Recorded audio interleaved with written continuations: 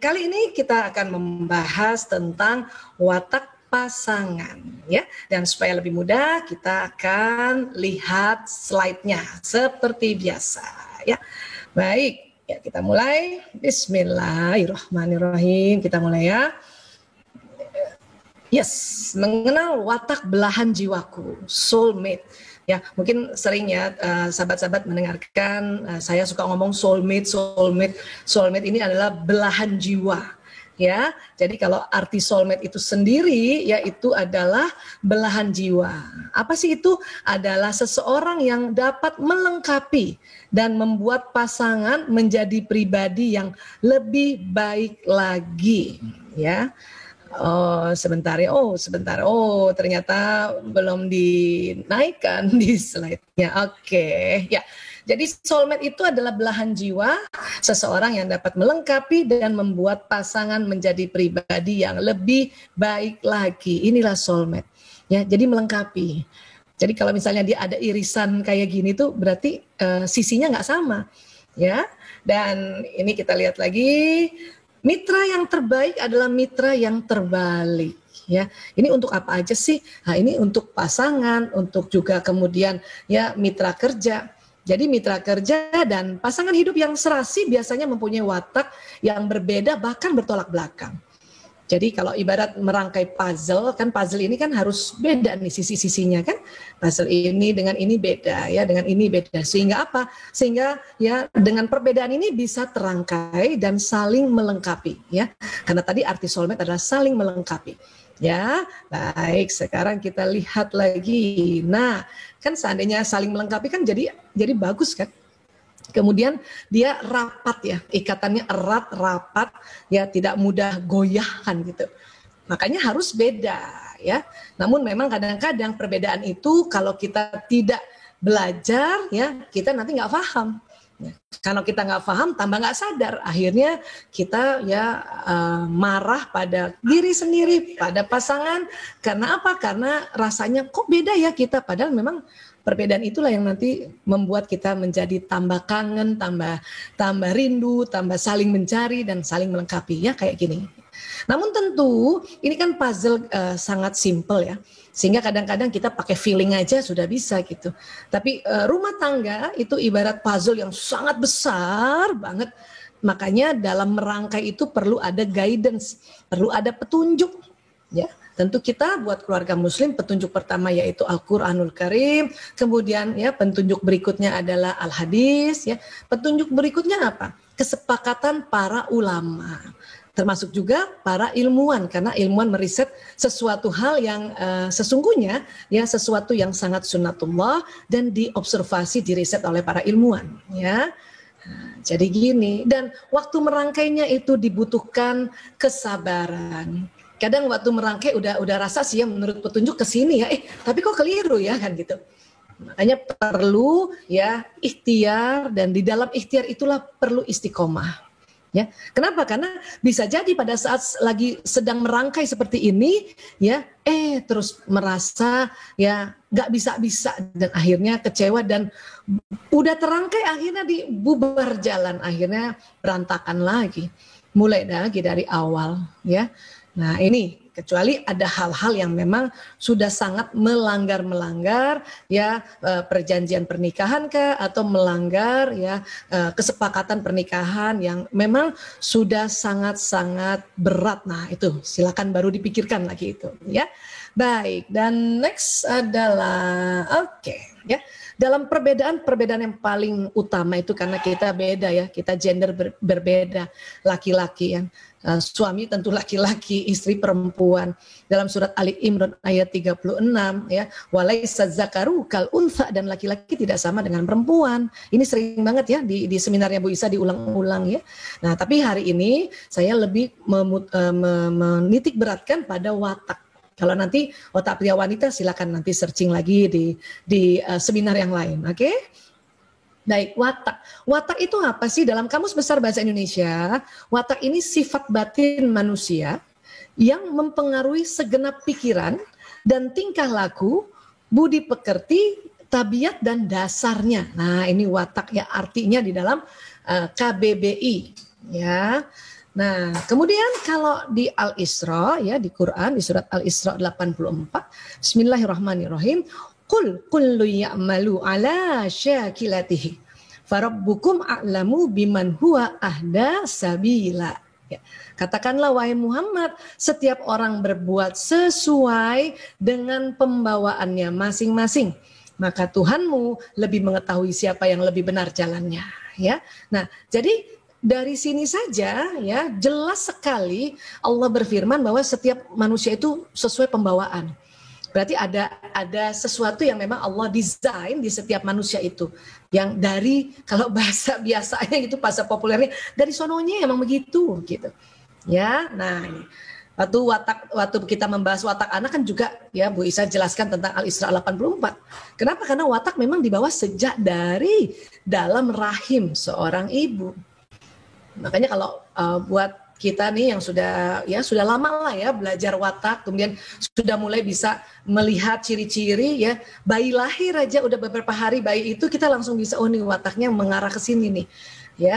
Nah itu karena sesuai pembawaannya masing-masing ya. Baik, dan setiap orang itu unik memang ya.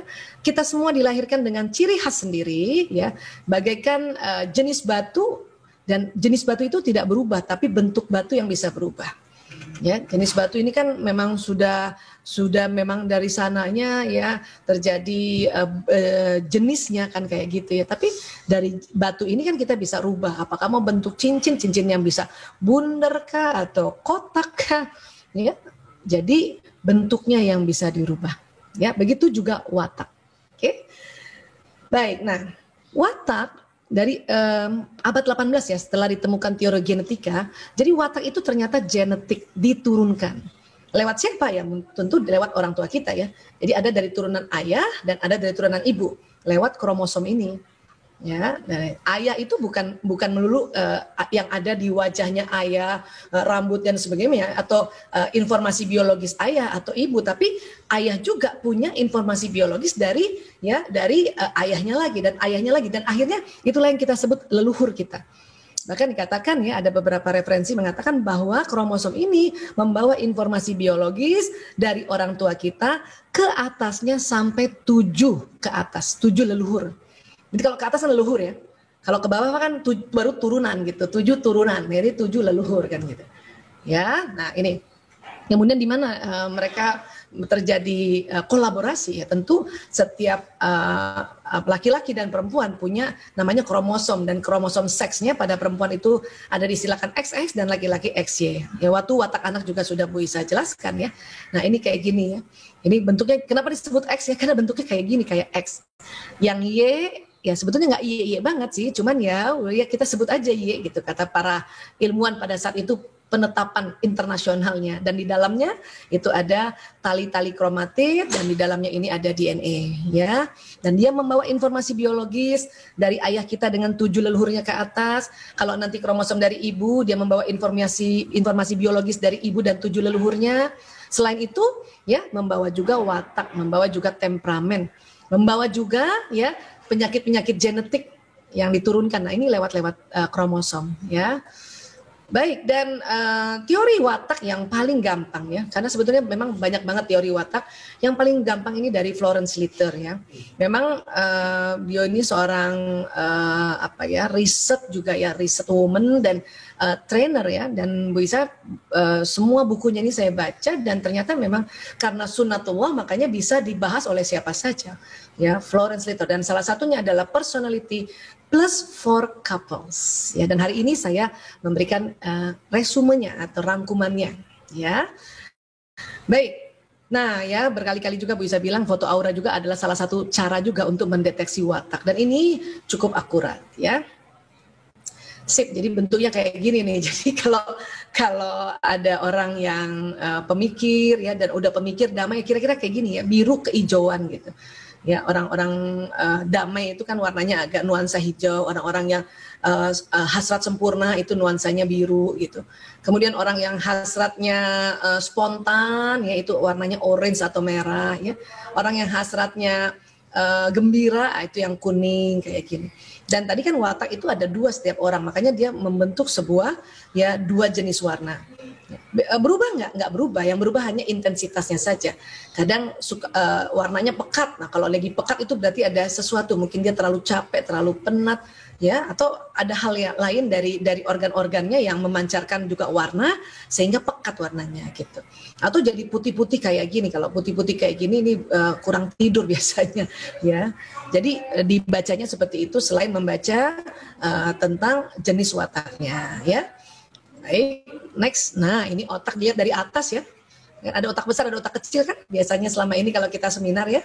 Nah, kemudian di belah kan ada belahan kanan, ada belahan kiri. Ini otak besar ya, cerebrum.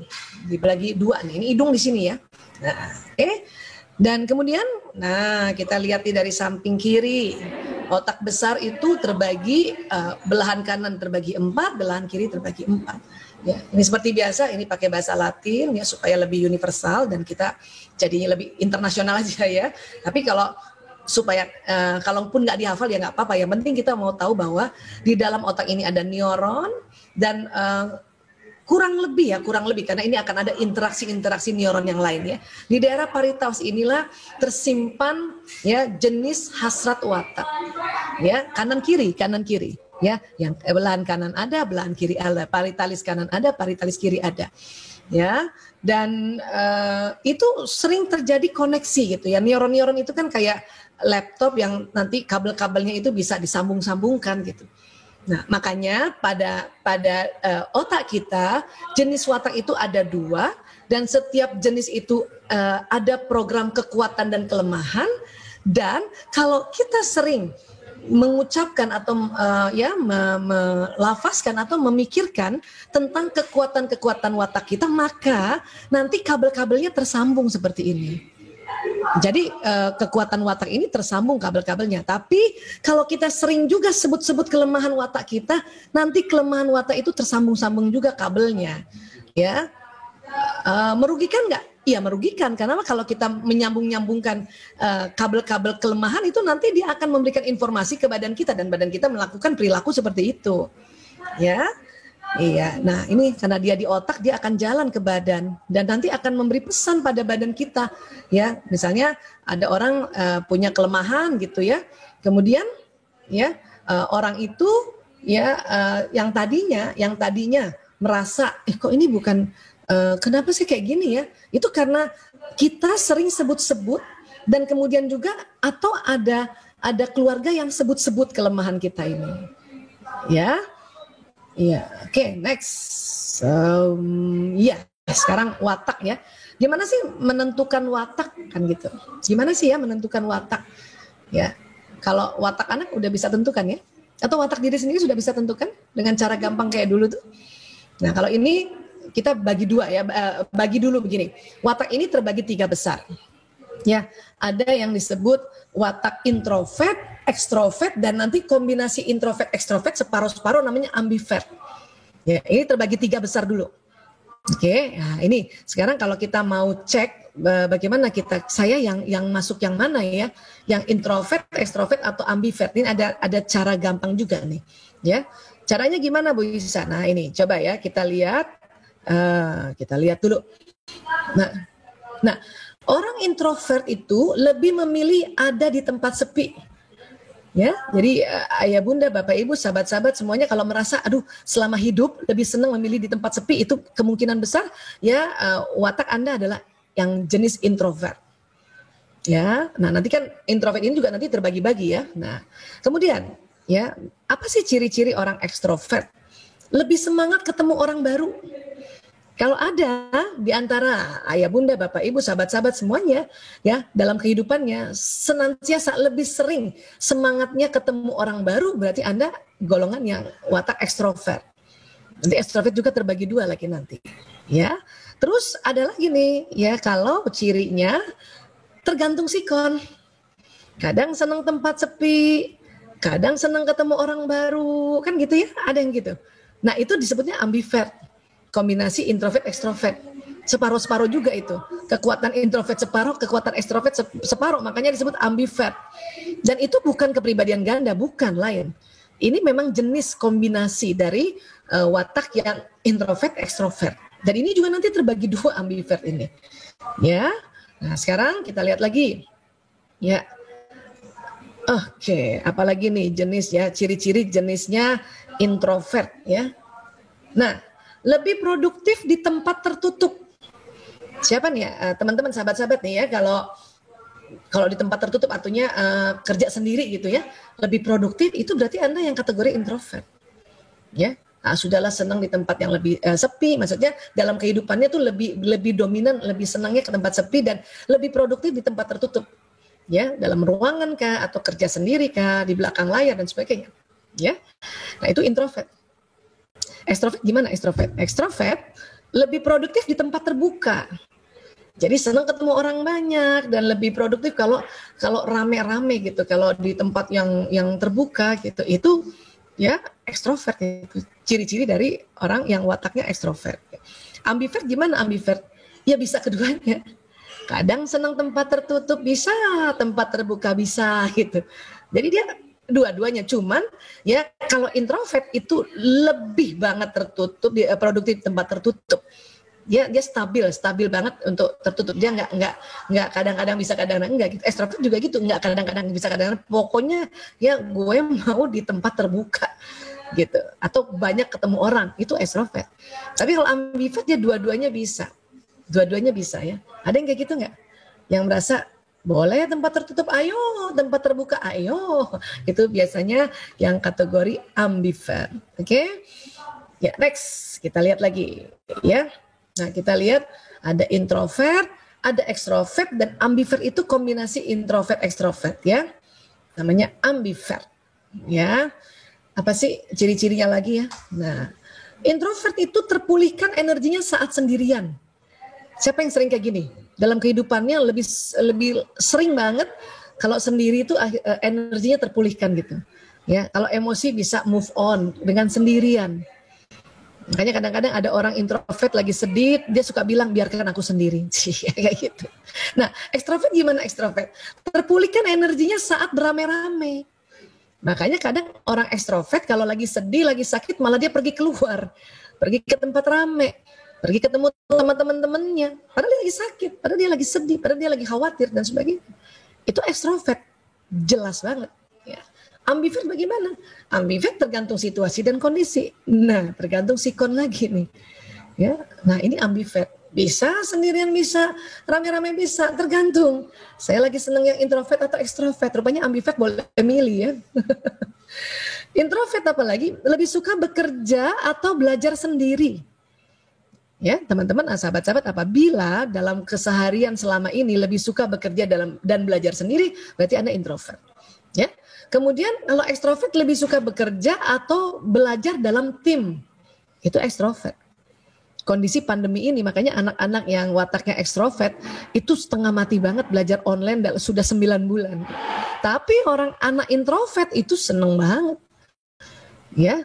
Kalau ambivert gimana ambivert? Nah iya, bisa sendiri, bisa juga beramai-ramai. Ini ambivert nih.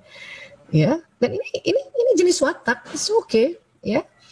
Jadi sekali lagi perempuan atau ibu-ibu misalnya ya, mom yang ekstrovert itu makanya mulai gelisah, di rumah terusnya gitu kan. Tapi mom yang introvert malah menikmati, bisa banyak yang dilakukan di rumah, itu yang introvert. Ambivert ya separuh-separuh, tergantung lagi capek apa enggak gitu ya. Nah itu ambivert. Okay. Next, introvert biasanya akan banyak berpikir sebelum mulai bicara, ya itu introvert. Ya, jadi mikir dulu baru bicara. Nah, kalau ekstrovert biasanya akan mengatakan apapun yang dipikirkan, langsung keluar, baru mikir langsung keluar, itu ekstrovert. Makanya ada istilahnya tuh blak-blakan kan istilahnya ya. Kalau introvert tuh lama dia ngomongnya, dia pikirin dulu baru keluar. Kadang udah keduluan orang ekstrovert ngomong. Baru kata orang introvert, gue juga tadi mikir kayak gitu. Itu sering banget terjadi. Ambivert bagaimana? Bisa lebih banyak berpikir, bisa lebih banyak bicara juga. Ya, tergantung sekali lagi, tergantung situasi kondisi ambivert ini. Ya. Terus apa lagi? Introvert cenderung lebih pendiam. Oh jelas ya, karena dia memang banyak berpikir sebelum mulai bicara kan. Ekstrovert cenderung lebih ceplas-ceplos tadi, blak-blakan, cepas-ceplos. Apa yang dipikirin langsung diomongin, apa yang dipikirin. Ya, ambivert ya akan ceplos-ceplos pada situasi tertentu, ya. Ambivert ini banyak ininya ya, banyak dia harus lihat situasi kondisi, lihat keadaan gitu ya. Nah, inilah 3 jenis watak, 3 jenis besar watak ya. Dan ini sekali lagi ini adalah pendekatan watak atau personality yang gampang, lebih mudah, dan menurut Bu Isa sih lebih populer ya. Mungkin ada teknik-teknik yang lain, nah itu silakan ya, nggak apa-apa juga, boleh aja ya. Nah, kemudian apa lagi? Yang sering kan pernah ya lihat di YouTube atau mungkin kalau kita seminar langsung bisa bikin kayak gini ya. Kalau kita mau bikin pentas teater, ini ada kuis cepat nih. Mau pilih mana? Penonton, penulis skenario, sutradara, artis atau aktor? Pilih cepat nih. Ya, udah dapat? Kalau sudah dapat dari 4 milih 1, itu kemungkinan besar watak yang utama. Dan tadi kita sudah belajar watak itu dari 2 ya, dari 2 pihak, ayah atau ibu. Ada watak yang kedua yaitu watak kombinasi. Jadi kalau udah pilih 1 di antara 4 ini, kan sisa 3 nih, pilih 1 lagi. Artinya setiap orang pilih 2, pilihan pertama dan pilihan kedua. Sudah? Oke? Nah, tadi kan udah tuh ya, udah pembagian besar ya. Extrovert, introvert, ambivert. Nah, sekarang kita lebih kecil-kecil lagi, lebih detail lagi ya. Oke, ada yang pilih penonton? Oke, good. Ada yang pilih penulis skenario? Pilihan pertama atau pilihan kedua? Oke, baik. Ada yang pilih sutradara? Pilihan pertama atau pilihan kedua? Oke, bagus. Atau artis atau aktor, mungkin yang laki-laki aktor yang nggak mau jadi artis ya. Sudah? Ada. Iya, baik. Sekarang kita petakan lagi ya. Ya.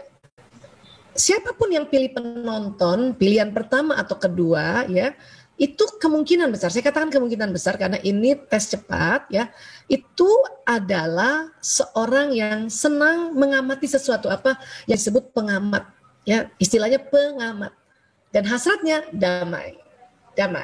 Oke. Nah, itu siapa yang pilih penonton? Ya. Kemudian siapa yang pilih penulis skenario, baik pilihan pertama dan pilihan kedua? Ada? Oke, orang yang pilih penulis skenario kemungkinan besar dia yang jenis watak pemikir. Oke, pemikir atau disebutnya hasrat sempurna. Hasratnya selalu ingin sempurna. Kalau penonton selalu ingin damai.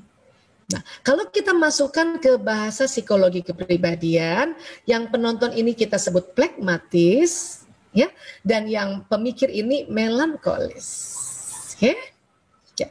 Itu istilah apa sih Bu Aisyah? Itu bahasa Latin. Ini plekmatis, melankolis, dan nanti ada 2 lagi istilah di watak yang lain. Itu adalah ya mengingat jasanya seorang Hippocrates yang hidup di 300 sebelum Masehi.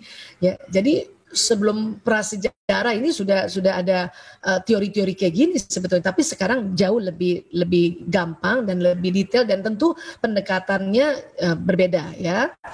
Oke, jadi ini udah ada ya, tadi yang pilih penonton dan penulis skenario ada? Yang pilih pertama penonton, pilih kedua penulis skenario ada? Berarti Anda orang yang damai dan sempurna, oke? Atau pilihan pertama penulis skenario, pilihan kedua penonton ada? Berarti Anda orang yang hasrat sempurna dan damai. Ya, dan kalau pilih yang 2 ini, dua-duanya pilih di bawah ini, inilah kategori introvert. Ya, introvert tadi. Yang tadi kita sudah bahas sebelumnya, ya. Nah, sekarang adakah yang pilih sutradara? Nah, sutradara ini adalah ciri khasnya pelaku. Ya, dia pokoknya pasti dia kerjain. Dan hasratnya mengatur. Ya. Mengatur, mau cepat ya, dan dia tegas ya, prinsip. Nah, ini. Dan dinamakan dalam bahasa psikologi kepribadian pakai bahasa Latinnya koleris, sutradara, ya. Ada yang pilih artis atau aktor? Ya, baik pilihan atau kedua. Nah, itu yang disebutnya hasrat gembira, dan ciri khasnya pembicara, ya. Dan bahasa psikologi kepribadiannya sanguinis.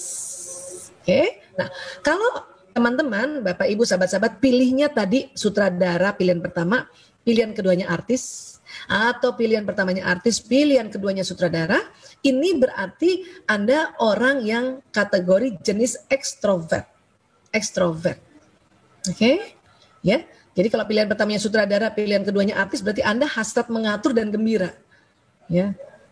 Lucu ya, udah ngatur tapi gembira ngaturnya gitu. Atau Yang pertamanya justru artis atau sanguinis, yang keduanya sutradara. Berarti Anda hasratnya gembira dan juga tetap ngatur. Ini ekstrovert. Yang mana ambivert? Ambivert itu adalah kombinasi watak atas bawah. Atas bawah. Ya, sutradara dan penulis skenario, ada yang pilih gitu nggak? Pilihan pertama sutradara dan pilihan kedua penulis skenario.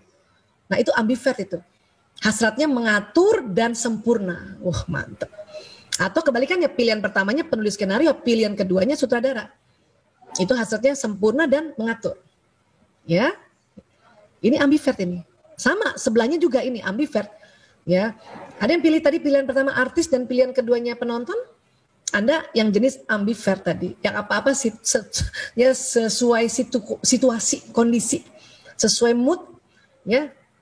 Yang misalnya di sama-sama boleh, sendiri boleh, kayak gitu. Ya, ini ambivert nih kalau atas bawah. Ya. Ada yang pilih tadi pilihan pertama penonton dan pilihan keduanya artis?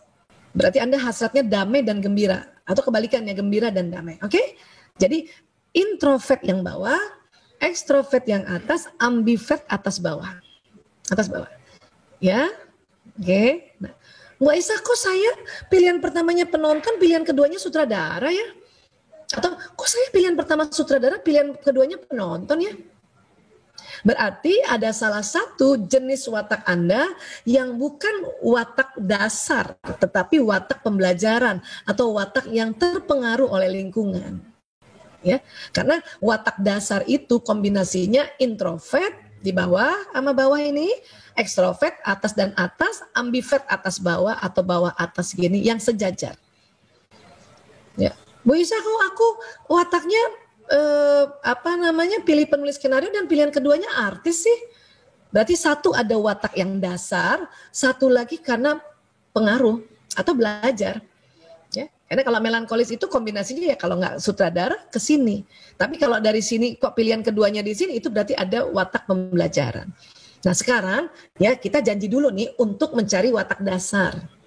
Supaya apa? Supaya nanti kita jauh lebih paham tentang diri kita, ya. Dan setelah itu kita cek watak pasangan, ya. Bisa nggak Bu Esa saya kasih tadi tes kayak tadi, kasih tahu saya punya suami, atau mungkin suami yang nonton saya kasih tahu saya punya istri? Oh bisa banget, ya. Tapi pun seandainya dia tidak memilih, kita bisa memprediksikan atau bisa kita melihat dari watak Anda dulu, ya. Seandainya watak utama seorang istri itu penonton, kemungkinan besar yang suaminya yang seberangnya ini. Karena yang watak seberangan ini biasanya suami istri atau pasangan, ya. Atau misalnya ada istri yang sutradara pilihan pertamanya, coba perhatikan suaminya, ya. Siapa tahu dia penonton dan itu sudah bersilang gitu. Oke? Atau misalnya ada suami nih hari ini yang nonton juga, pilihan pertamanya artis ya, yang spontan, yang gembira, yang mau cepat gitu ya. Nanti kita lebih detail lagi ya. Dan perhatikan deh, bisa jadi istrinya yang penulis skenario, yang melankolis, yang detail, yang sempurna, apa-apa itu harus dipikirin, ya. Atau kebalikannya, ya suaminya yang penulis skenario, istrinya yang artis. Oke, nah itulah yang disebut soulmate, belahan jiwa. Dia saling bertolak belakang. Mitra yang terbaik adalah mitra yang terbalik. Ya. Bu Isa, kok saya kayaknya dua-duanya sama? Kayaknya jarang deh yang kayak gitu. Jarang. Apalagi merasa dua-duanya sama, terus udah di atas 10 tahun menikahnya. Kayaknya nggak sama deh, ada salah satu pasti beda. Kenapa? Karena ada pasangan suami istri yang dua belahannya beda. Misalnya ya istrinya yang introvert yang bawah ini, suaminya yang atas. Nah, itu berarti soulmate-nya dua belahan. Ya. Atau si istri yang samping di sini nih, yang samping ini ya artis dan penonton, dan suaminya yang sebelahnya, itu juga artinya dua watak, sisi watak yang berbeda. Soulmate-nya dua sisi watak. Ya. Bu Esa, kok saya kayaknya ya satu aja tuh. Ya, saya misalnya wataknya rasanya sanguinis plekmatis, dan suami saya kok kayaknya yang koleris sanguinis ya. Ya, berarti ada satu belahan watak yang berbeda, satu belahan yang sama. Itu kalau puzzle itu yang di pinggir. Ya, pinggir pernah nggak lihat kalau ada puzzle kotak? Yang pinggir-pinggir itu kan pasti ada yang sama tuh, lurus-lurus gitu kan. Baru yang di dalamnya baru bengkok-bengkok yang berbeda kan gitu. Ya. Nah, kalau dua watak suami istri, dua belahan watak suami istri berbeda, itu kalau puzzle yang kayak di tengah itu, kanan kiri depan belakang beda. Ya. Nah, ini. Sampai sini sepakat dulu? Oke. Karena kita akan masuk lebih detail lagi, ya. Sudah bisa cek pasangan hidupnya masing-masing? Sudah? Alhamdulillah. Kalau masih belum bisa, ya sudah ikut aja dulu ini penjelasannya ya. Insyaallah nanti kita akan membahasnya lebih dalam lagi. Oke? Next. Ya. Untuk memotivasi pasangan Anda, maka Anda perlu mengetahui kebutuhan emosional setiap watak. Apa tuh Bu Aisyah kebutuhan emosional? Nah, jadi kebutuhan emosional itu dipengaruhi oleh watak. Kenapa? Karena ada di otak kita tuh ada otak emosi kan. Tadi kan kita lihat ya paritalis di sini nih kan itu ada jenis watak tuh. Nah, di bawah paritalis itu ada otak emosi, ada limbic system. Makanya kita perlu mengetahui kebutuhan emosional setiap watak supaya apa? Supaya kita bisa memotivasi pasangan. Ini kan sering banget yang tanya gini ya, Bu Yusha nih kalau saya plekmatis, suami saya koleris, gimana dong saya bisa untuk memotivasi dia sebagai seorang yang koleris?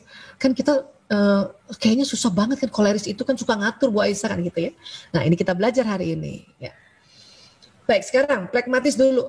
Plekmatis ya.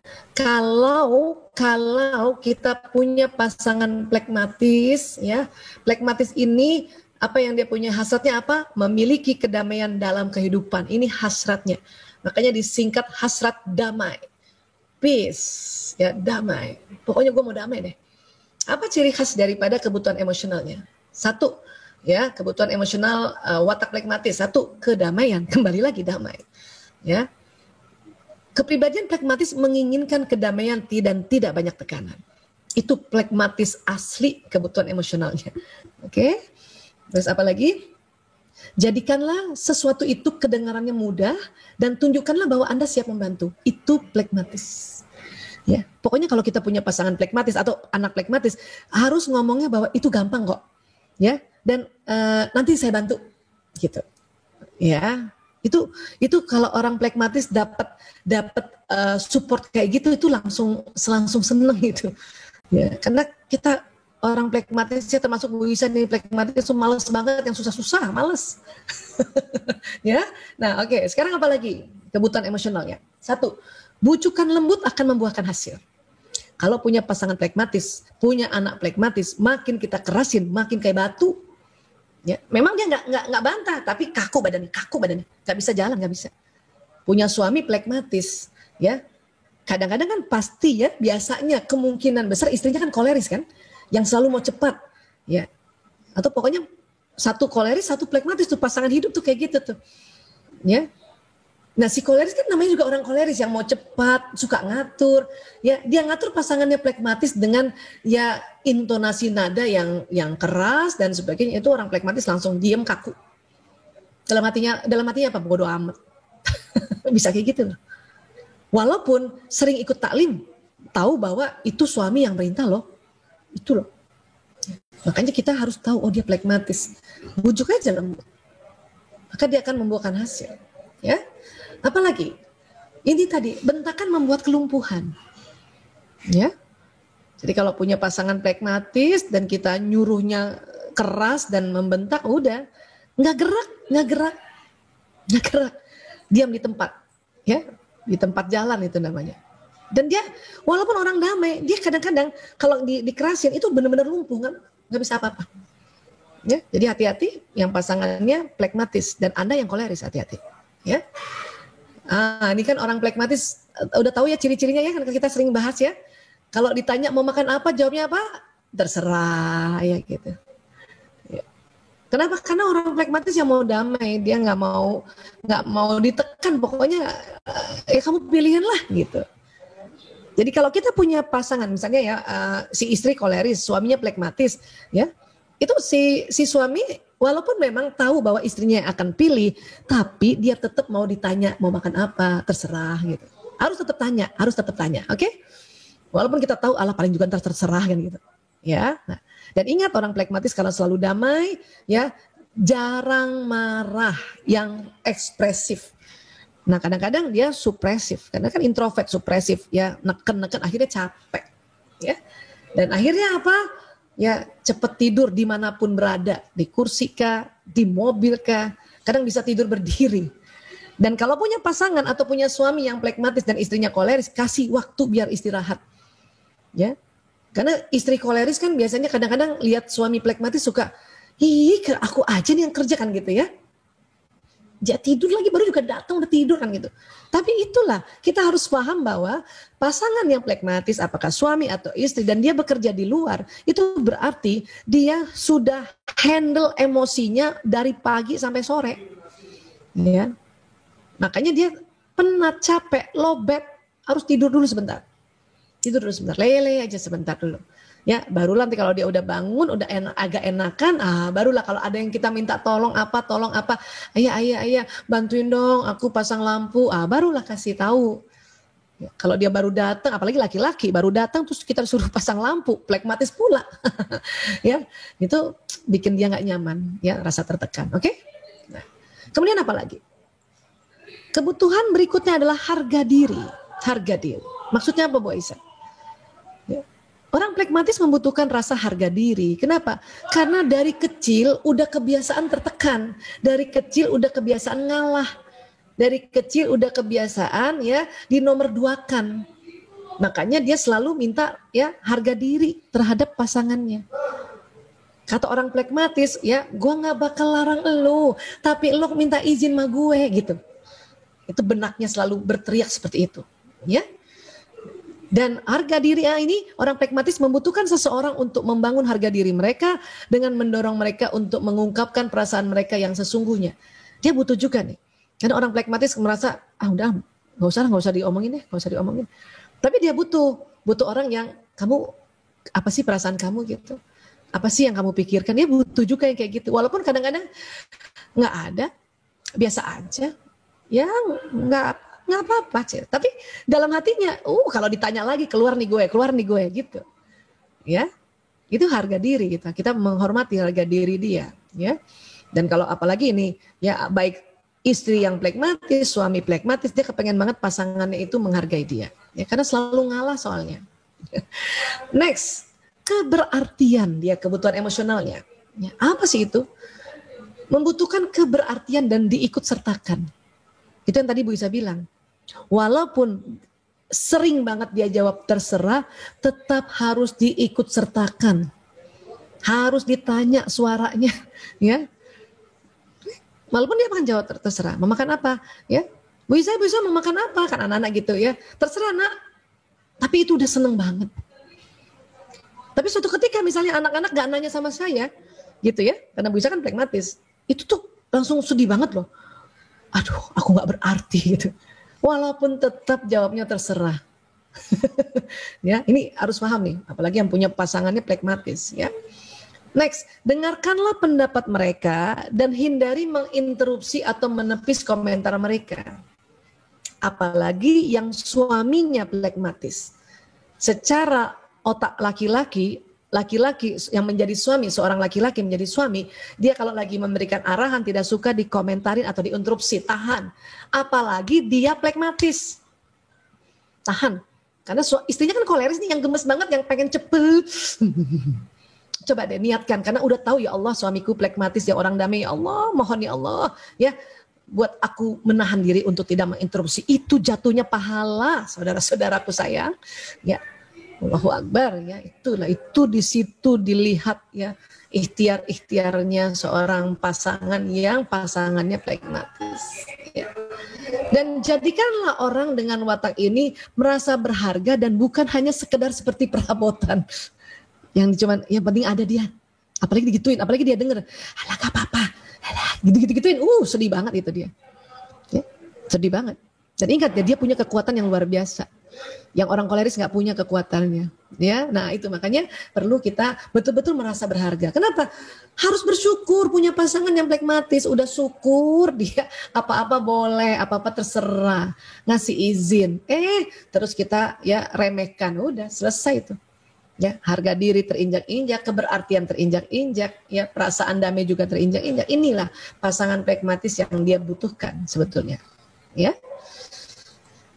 Ya. Kemudian dalam pekerjaan bagaimana seorang pragmatis? Ya, pragmatis itu kan ciri khasnya positifnya tenang, dapat diandalkan, ya, objektif, kalem, diplomatis. Ya. Nah, dalam pekerjaan piawai dalam menangani perseteruan. Mantap. Makanya siapa yang merasa wataknya pragmatis dan saat ini sudah mempunyai pekerjaan yang mengarah ke menangani perseteruan, ya menjadi konsultan kah, jadi konselor, psikolog, terapis, dokter gitu ya, pengacara, ya itu cocok banget. Ya, hakim tuh orang pragmatis tuh cocok loh. Ya. Dia piawai dalam menangani perseteruan. Jangankan misalnya jadi profesi, kalau kita punya keluarga pragmatis, itu pasti banyak orang curhat sama dia. Ya, cuman sayangnya pas dia mau curhat, nggak tahu sama siapa curhatnya. Itu kasihan juga tuh orang pragmatis kalau dalam keluarga, ya. Nah, karena memang ini dia piawai dalam menangani perseteruan. Ya. Kemudian apalagi mengatasi masalah secara objektif, ya. Dia selalu melihat dari banyak hal gitu, ya. Dia nggak subjektif, objektif, ya. Kemudian dapat diandalkan untuk pekerjaan yang monoton. Dia kuat itu. Wisa tuh kuat banget, ya, duduk berlama-lama, ya, bawakan seminar atau ngajar atau duduk lama-lama dengerin pasien konseling, duduk lama, itu kuat. Dan itu kekuatannya seorang pragmatis. Ya, diandalkan pekerjaan monoton. Disuruh 9 bulan kemana-mana bisa orang pragmatis itu, ya. Sesekali aja itu pun karena kepepet banget, ya. Tapi disuruh duduk manis, mengerjakan pekerjaan itu saja, insya Allah kuat. Ya, ini dalam pekerjaan, ini kekuatannya, ya. Nah, sekarang sebagai pemimpin. Jadi pragmatis pun bisa jadi pemimpin. Semua watak bisa jadi pemimpin dengan ciri khas pragmatisnya. Apa dia? Pemimpin yang tenang. Tenang, dia nggak gerasak-gerusuk dia. Ya. Kemudian apalagi pandai menguasai diri. Karena dia cepat tenang. Namanya juga orang damai, di otaknya selalu bilang damai gitu. Apalagi sudahlah pragmatis, belajar teknik-teknik menenangkan diri. Cocok banget itu. Cakep banget udah. Ya. Terus apalagi tidak mengambil keputusan berdasarkan kemauan semata-mata. Jadi kalau pragmatis itu mimpin rapat, ada 10 yang diajak rapat, 10 yang ditanya itu menurut kamu, baru nanti dia melakukan, ya, analisa sebentar baru ambil keputusan. Nggak mau dia, ya, keputusan atas karena dirinya, nggak mau dia. Dia pasti tanya semuanya. Ya, itulah makanya dari disebutnya objektif tadi. Ya, jadi ini kekuatannya seorang pemimpin pragmatis. Ya. Oke, ini pragmatis, ya. Sudah sampai sini udah sepakat ya? Yes. Oke. Melankolis. Oke, yang punya pasangan melankolis, penulis skenario yang ciri khasnya pemikir. Mari kita lihat hasratnya. Mengerjakan segalanya secara sempurna dan teratur. Siapa nih yang punya pasangannya melankolis? Ya, betulkah? Betul ya, alhamdulillah ya. Mari kita lihat kebutuhan emosionalnya, ya. Dukungan. Orang melankolis butuh dukungan ya. Kita nggak tahu selama ini. Ada yang begitu ya. Karena ada istri yang cerita begitu. Kenapa? Karena biasanya yang pasangannya melankolis, ya, dia punya pasangannya apa? Sanguinis. Orang melankolis butuh dukungan. Habis dia diem aja nggak bilang-bilang kan gitu kan. Sekarang kita lihat dulu dukungannya bentuknya kayak apa. Mereka mudah tersinggung jika Anda mengolok mereka dan menjadikan mereka bulan-bulanan cerita Anda. Ini bukan hanya berlaku pada pasangan hidup, anak yang melankolis itu tersinggung banget kalau dia lagi cerita kita ketawa, itu aja tersinggung. Apalagi pasangan hidup. Ya, ini banyak banget kisah-kisah pasangannya melankolis kan pasti pasangannya tuh, ya, bertolak belakangnya itu kan sanguinis. Yang apa-apa itu dipikirnya tuh lucu aja, di apa-apa dipikirnya gembira aja, ya. Jadi kalau ada pasangan yang melankolis, maka kita coba tahan untuk tidak langsung ketawa. Tunggu dia ketawa baru kita ikut ketawa. Wih, berat banget ya buat orang sanguinis kayak gitu. Ya selamat. Nah itu latihannya, ya, supaya jadi orang sanguinis yang mengerti tentang, ya, seorang melankolis, ya, tenang, ya, karena dia tersinggung, oke? Atau misalnya kita cerita sama orang lain gitu, kita ceritain, ya, suami kita yang melankolis, misalnya kita sanguinis, yang istrinya ya cerita bahwa, ya tahu nggak ya, suami gue itu tadi ya, misalnya gitu kan ya, dia apa-apa itu kalau makan sesuatu itu dagingnya harus di tengah. Nah orang sanguinis kan suka banget cerita-cerita kayak gitu ya. Dan itu kalau pasangan melankolisnya denger marah. Marah. Walaupun mungkin kelihatannya dia senyum-senyum aja tuh marah, tersinggung. Ya. Oke, berikutnya apa? Ruang. Nah, ini kebutuhan emosionalnya orang melankolis, ruang, tempat. Ya. Jadi orang melankolis membutuhkan ruang sendiri dan jangan sentuh barang mereka. Please. That's melankolis. Jadi yang punya pasangan melankolis, kalau dia kepengen punya ruangan sendiri, punya pojok tersendiri, atau ruang kerja sendiri, udah biarin aja dia yang rapiin. Ya. Karena kalau kita yang pasangannya sanguinis nih, kan orang melankolis pasangannya sanguinis kan, yang ngerapiin berantakan aja jadi gak suka dia. Ya, jadi kasih ruang dia. Ya. Terus dia butuh apa lagi? Ketenangan. Coba bayangin ya, ini watak yang butuh ruang dan ketenangan. Jadi mereka tidak suka kebisingan dan kekacauan. Makanya kalau dia sudah di dalam ruangan, tutup aja tuh pintu ruangannya tuh. Kalau anaknya masih kecil-kecil, masih pecicilan apa segala, tutup aja supaya dia nggak denger bising. Kalau perlu udah tutup ruangannya, suruh pakai headset. Jadi anaknya pecicilan, dia nggak denger. Ya. Makanya kalau kita punya pasangan melankolis, ya misalnya istrinya sanguinis, pasangannya melankolis, udahlah istrinya sanguinis, keluarganya banyak. Ya, suaminya maunya yang sendiri dalam ruang. Ya sudah, kalau gitu ruang yang dibuatkan untuk pasangan melankolis pakai pintu, kalau perlu pakai pengedap suara. Karena mereka nggak suka bising, nggak suka kacau, ya. Apalagi mereka butuh tempat di mana mereka dapat menjauhkan diri dari keluarga. Benar kan tadi? Jadi dia harus punya ruang sendiri. Terkadang si istri sanguinis ya datang keluarganya, suaminya langsung pergi masuk ruangan. Kitanya yang justru tersinggung. Lah kok dia masuk? Lah kok dia tinggal tidur? Kan keluarga baru datang. Kalau kita nggak ngerti bahwa itulah melankolis, barangkali dia lagi melankolis penat, melankolis letih. Ya, jadi dia butuh ruangan. Ya sudah, kasih aja. Nggak usah juga baper kita. Sampaikan saja sama keluarga, maaf ya itu tadi capek banget, tadi sudah minta maaf dia, ya nggak apa-apa kita kasih istirahat aja, kita biar aja ya kita mau ngapain kan di sini, gitu, ya karena dia butuh ketenangan memang. Apalagi kestabilan, waduh, inilah watak yang banyak banget kebutuhan emosionalnya, yang lain cuma 3, ini 4. Kestabilan, oke, ya butuh dukungan, ruang, ketenangan dan kestabilan. Apa maksudnya? Mereka sangat membutuhkan keteraturan dalam kehidupan mereka. Makanya kalau punya pasangan melankolis itu harus ada waktu sama-sama, ya sama-sama bikin jadwal ke depan. Pasangan melankolis kan orang yang spontan, yang menganggap ya Allah kayak gitu aja harus di planning, udah nanti aja kali lagi, ya tiba masa tiba akal. Itu pasangan yang bilang begitu, nggak bisa. Ya harus butuh keteraturan dalam kehidupan mereka, ya. Dan kalau misalnya pasangan melankolis udah bilang, ayo kita nanti berangkat jam 8 kurang 10, pasangan si melankolis ini nih, yang sanguinis ini duduk manis sudah, latihan seperti itu. Ya, itu memang butuh latihan, nggak bisa ujuk-ujuk. Kenapa? Karena memang pasangan yang melankolis kan pasangannya bukan sama-sama melankolis. Kecuali nanti kalau ada pasangan yang melankolis, walaupun nanti bedanya di watak seberangnya lagi, nanti kita bahas juga itu. Ya, jadi dia butuh kestabilan, oke? Nah, apalagi bantulah pasangan Anda yang berkepribadian melankolis itu menjaga jadwalnya agar mereka terhindar dari stres. Kenapa? Melankolis ini orientasi jadwal. Jadi dia butuh yang teratur jadwalnya. Bahkan dia bisa mengatur jadwal ke depan lebih lama lagi. Berapa lama Bu Esa? 5 tahun ke depan dia sudah punya jadwal loh. Bisa kayak gitu loh. Ya. Padahal pasangannya yang spontan, what? Aku aja punya jadwal seminggu ke depan udah syukur kan gitu. Inilah perbedaannya. Tapi kan kalau kita udah tahu dan kita latih terus kan insya Allah jadi sesuatu yang menyenangkan. Ya. Dalam pekerjaan, kira-kira orang melankolis gimana dalam pekerjaan? Iya, tentu rapi banget. Dan mendalam, detail, kemampuan detail dalam pekerjaan. Ini jagonya melankolis. Apalagi dalam pekerjaan? Kemampuan analisa. Kok gini ya, kok gitu ya, kenapa begini? Itu melankolis tuh. Sebentar. Ini kita harus urutkan nih dari awal, habis itu apa, itu senang banget urutan. Ya, kemampuan analisa itu.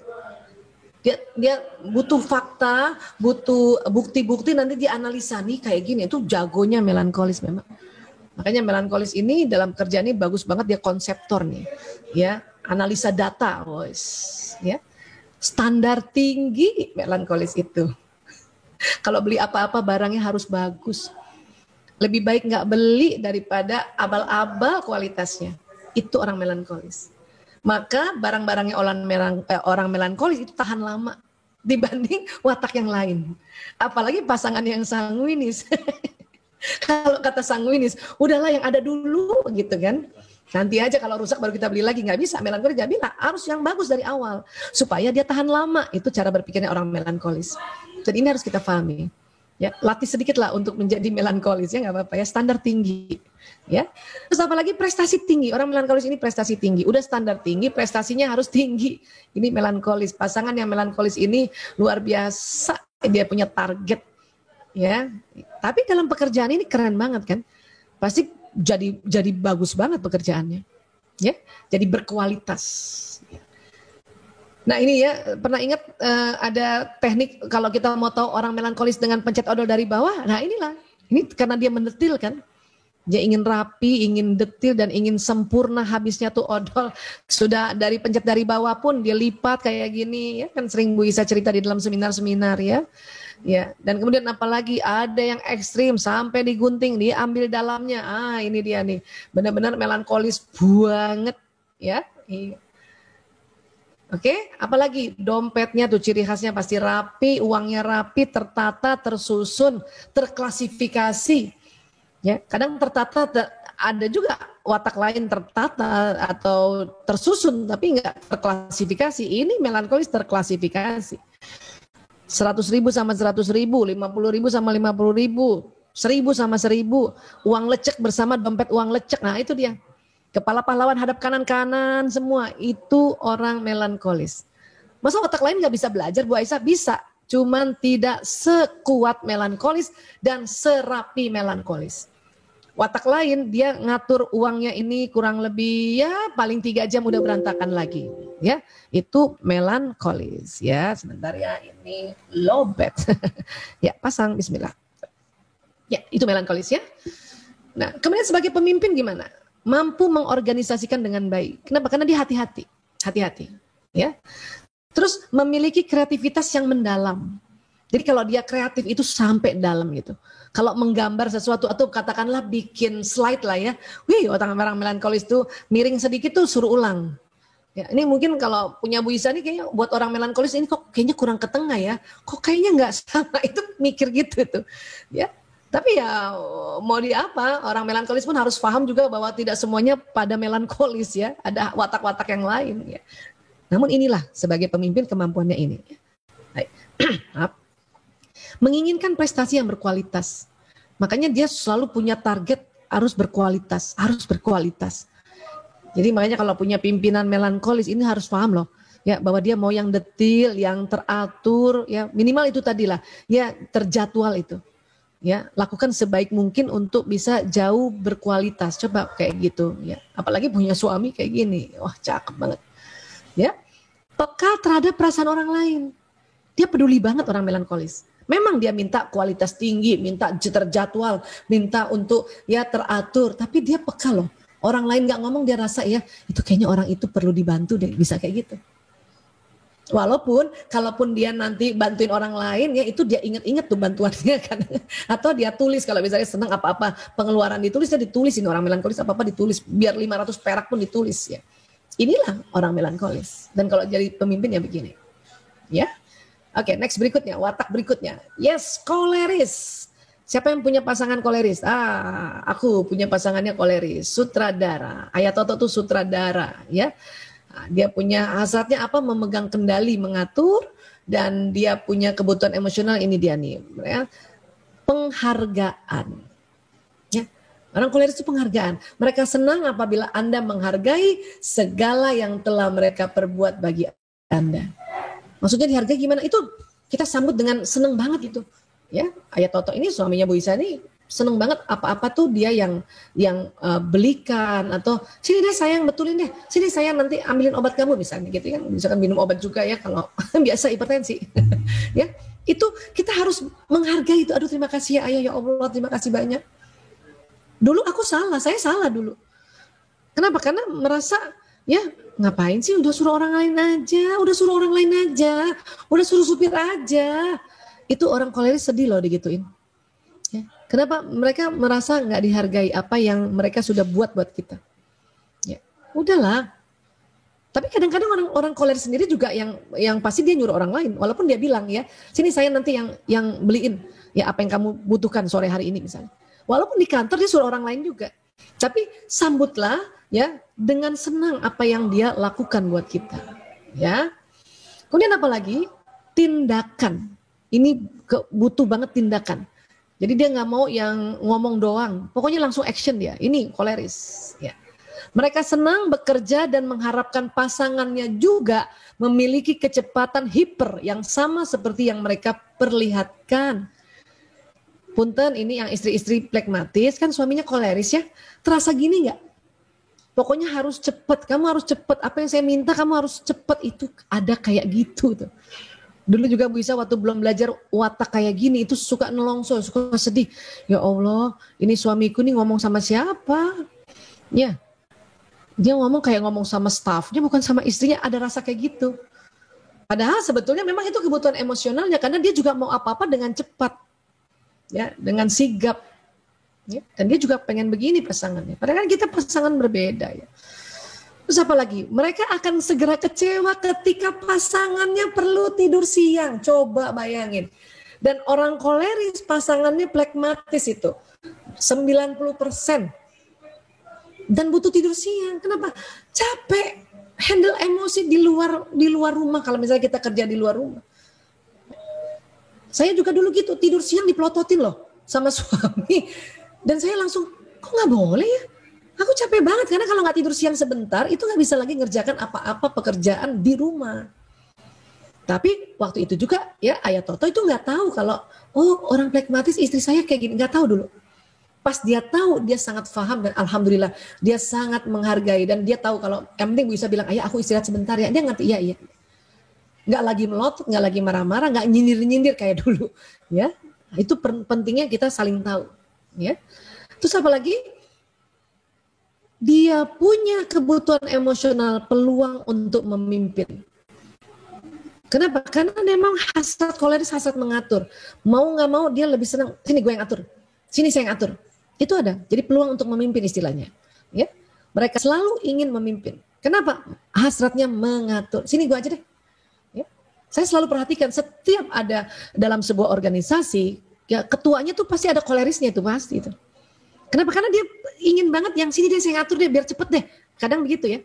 Baik mau ketua POMG ke Jami'iyah ke ketua OSIS ke ya, atau jadi pimpinan ke, atau koordinator atau kepala bidang, pasti ada kolerisnya tuh. Karena dia memang berpeluang untuk memimpin, ya. Karena dia, ya kalau ada juga pimpinan watak lain itu biasanya bukan dia yang ngajukan diri, pasti ditunjuk dan agak kepaksa gitu. Orang plekmatis, ya plekmatis melankolis itu ya disuruh jadi pemimpin, dia mau nggak mau dia paksa, berarti dia belajar untuk menjadi pemimpin dan untuk mengatur, itu nggak mudah. Tapi orang koleris nggak usah belajar dia. Yang perlu dia pelajari adalah bagaimana supaya ngaturnya dengan bijaksana, itu yang dia pelajari. Tapi dengan mengatur cepat, tepat, ya, dan sigap, oh itu memang di otaknya itu Allah sudah kasih begini gitu, ya. Terus apa lagi? Jangan tantang kekuasaannya di depan orang lain. Sudahlah laki-laki, misalnya suami ya, kan laki-laki memang nggak mau ditantang ya kekuasaannya depan orang lain, apalagi koleris. Wish. Dulu juga Bu Isa salah juga, bener-bener deh kalau nggak belajar tuh salah loh. Padahal udah sering taklim loh bahwa ya ini kita harus hormati, tapi gemes banget itu kalau kadang-kadang apa yang diomongin suami itu pengen banget kita bilang bukan gitu ayah, walaupun cuman anaknya masih kecil loh, itu tetap dia nggak suka. Makanya setelah tahu, astagfirullahaladzim, minta maaf saya, minta maaf ya aku nggak ngerti dulu. Dan mulai setelah tahu tahun 2000 sampai detik ini, jadi kalau ayah Toto sudah ngomong di depan orang, Bu Isa harus diam. Walaupun kadang nggak setuju apa yang dia bilang, diam aja. Nanti kita sampaikan pada saat berdua saja. Itu strateginya. Bukan berarti kita diemin, terus misalnya dia keliru kita diemin, itu bukan begitu juga. Nanti pas nggak ada orang, ayah, aku tadi tuh ada yang nggak sama kamu. Ya, bukan nggak setuju, nggak sama. Itu juga ngomongnya harus santun banget ya. Pasti dia tanya yang mana. Kalau buat Bu Isa, ya tadi yang ayah bilang begini, buat Bu Isa begini. Oh gitu. Dan itu dia dengar kalau cuman berdua saja. Tapi di depan orang, wush, sudah laki-laki depan orang, ya usianya lebih tua dari kita, cakep banget itu. Ya ini harus paham ya. Terus, ya apalagi kebutuhan emosionalnya, sesuatu untuk dikendalikan. Pokoknya harus ada kerjaan ya itu. Ya, mereka membutuhkan sesuatu untuk mereka kendalikan dan seringkali mereka mulai dengan mengendalikan pasangan mereka. Bu Isa kebayang nih kalau ayah Toto nggak banyak kerjaannya. Pasti Bu Isa dikendalikan terus, suruh ini suruh itu. Untung banyak kerjaannya dia, alhamdulillah. Ya, jadi pahamilah buat kita nih yang plekmatis dan punya pasangan yang koleris ini, kita harus paham ya. Kalau bisa cariin kerjaan buat dia. Kenapa? Dia pelaku soalnya, pelaku. Apa-apa ingin dia kerjakan. Ya, stres kalau nggak ada yang dikerjain ya. Terus apalagi berikanlah pekerjaan di mana mereka dapat memegang kendali agar mereka tidak merasa perlu mengendalikan pasangannya. Ini saya setuju banget. Ya, jadi waktu ayah Toto bilang begini, saya mau mundur dari pimpinan, saya mau di rumah aja. Langsung bisa, what? Mau di rumah aja? Bukan gak setuju, seneng aja sih. Tapi tahu banget orang koleris itu pasti ada sesuatu yang dikendalikan. Waduh, ini pasti ada yang saya harus kerjain. Betul juga. Ya, dia bilang sama saya, kita bikin perusahaan, kita berdua aja. Iya mas. Cuman karena tahu kita senyum aja.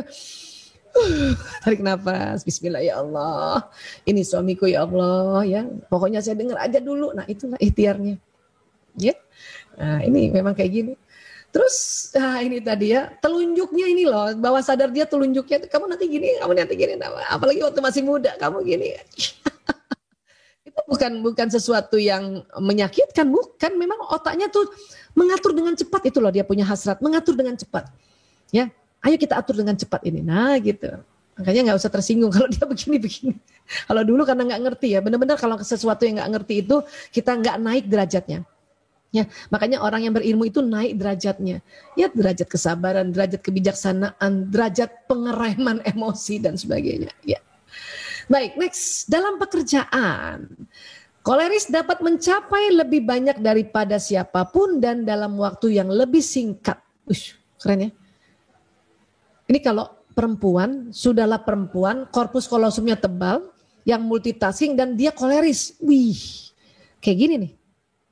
Yang laki-laki saja, yang korpus kolosumnya tipis, yang memang tidak multitasking, monotasking, ya sesekali multitasking, tapi kalau dia koleris, dia bisa itu 3 teleponnya, ya telepon 1 di sini ke perusahaan yang satu, telepon 1 perusahaan yang satu, telepon 1. Dan dia cuma nonton televisi aja. Tapi dia bukan hanya nonton, itu otaknya mikir tuh, siapa yang harus saya atur lagi nih, siapa yang saya harus delegasikan lagi nih, telepon lagi, segera, dan gak ada tunda. Ya. Misalnya gini ya, ayah, aku tuh kayaknya butuh kacamata deh. Dia langsung, mau yang mana, mau apa? Dia teleponin orang. Ya, Bu Isa mau kacamata. Mungkin kalau saya, misalnya ada anak saya, Bu, aku butuh kacamata. Iya nak, besok ya benar ya, ibu cariin. Selalu ada besoknya. Itu orang plekmatis. Orang koleris, apa yang kamu mau tadi? Apa yang kamu mau gitu? Langsung. Itu koleris. Dan itu memang dalam pekerjaan itu akan membuat sesuatu yang jadi pencapaiannya lebih banyak. Dan dalam waktu lebih singkat. Jadi kalau orang koleris itu perusahaannya banyak, apa yang dikerjain lebih banyak, itu kita paham lah ya. Memang dia jagonya di situ. Tapi kalau monotonnya, ngerjain monoton yang setiap harinya pasti orang plekmatis. Ya, nggak mungkin orang koleris bosen ngerjain monoton, pasti dia udah mau kerjain yang lain lagi ya. Berorientasi target, makanya selalu apa tujuannya. Ya, apa manfaatnya ini, makanya selalu begitu, apa. Ya, nah ini dalam pekerjaan, oke? Berkembang dalam kompetisi. Makanya perusahaan-perusahaan yang pimpinannya koleris, dia senang banget. Kita bilang misalnya, Pak, ya ini ada kompetitor di sebelah sana. Oh, ayo kita berkembang. Gitu dia. Coba watak plekmatis, Pak, ada kompetitor di sebelah sana. Ya sudah, biar aja. Kita mah tenang-tenang aja. Gitu kan orang plekmatis. Ya. Oh, tapi koleris, oh no way. Kita harus lebih bagus dari dia. That's a koleris, ya. Oke. Sebagai pemimpin gimana? Oh, jelas banget. Kecenderungan untuk memimpin ini hasrat bawaan, bukan paksaan. Watak lain sebagai pemimpin itu biasanya paksaan. Ya, kalau koleris bawaan. Ya, mempunyai naluri yang kuat akan sesuatu yang berhasil. Tuh intuisinya keren banget. Ini bisa nih. Oh. Dan yakin banget gitu. Walaupun kadang-kadang salah, tapi yakinnya itu loh, asik liatnya gitu. Pokoknya aku mau begini. Ini bisa, itu asik banget liatnya. Atau dia bilang, oh salah, kita gini aja. Itu gampang banget. Karena buat seorang koleris lebih baik ambil keputusan, kalau nanti ada keliru, nanti direvisi. Itulah orang koleris. Asik kan? Saya seneng banget loh lihat orang koleris. Kenapa saya nggak bisa kayak gitu.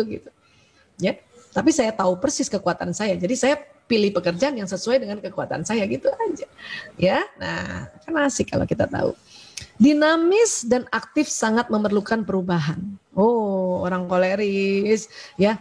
Satu perusahaan dia sudah bangun, dia akan bangun perusahaan lagi satu. Kenapa? Karena ini mah udah biasa. Ayo kita bikin perubahan. Nah, kayak gitulah. Ya, makanya bisa punya kerjaannya lebih dari satu. Ya. Kemudian yakin dan tidak mudah patah semangat, itu orang koleris. Kalau dia ada sesuatu yang drop, paling dia istirahat sebentar, oke, ya, minum kopi kah, atau nonton dulu sebentar, ya, atau kalau sudah pandai juga memanage emosi, ya, di allowing dulu, dia memanage emosinya dan langsung level emosinya naik lagi, oke, semangat. Itu koleris. Ya. Tapi terkadang ya keluar juga bentuknya apa, karena mau buru-buru cepat, nah itulah keluarnya jadinya bosi, marah, ya seperti itu. Ya, tapi itu kan sesuatu kelemahan yang tentu bisa dikendalikan nantinya kan, seumur waktu, seumur dia belajar teknik-teknik memanage emosi, ya. Ini koleris. Ya. Ya, satu lagi sanguinis. Ya, sanguinis ini siapa yang pilih artis nih atau aktor tadi? Nah, ini sanguinis ya. Hasratnya kepribadian penggembira dan selalu menarik perhatian orang, ya. Ini susah memang orang sanguinis ini. Orang sanguinis itu memang bawaannya begitu. Mau kita sekap di dalam aja itu nanti orang tahu loh ada orang sanguinis di dalam rumah yang dikunciin. Kalau sekarang orang sanguinis dalam rumah masih bisa berkiprah lewat gadget dan sebagainya kan. Ya. Terus apa kebutuhan emosional kepribadian sanguinis? Ya, satu, perhatian. Apa itu? Duduklah, tataplah mata mereka dan dengarkanlah, apalagi sanguinis perempuan. Ya. Jadi kita bisa kan punya anak sanguinis, Mas Lanang dan Mas Jaler ada sanguinisnya ya sedikit dan Dek Ragil. Sudahlah perempuan sanguinis, pas dia ngomong duduk manis kita lihat mukanya. Tapi kalau Mas Lanang ya dia nggak suka dilihat mukanya, pokoknya ibu duduk aja dengerin. Ya. Karena nggak enak juga kalau lihat mukanya Mas Lanang dia sambil main-main. Jadi kemana. Ya, tapi kalau anak perempuan memang senang dilihat mukanya ya. Anak laki-laki kan nggak suka dilihat mukanya ya.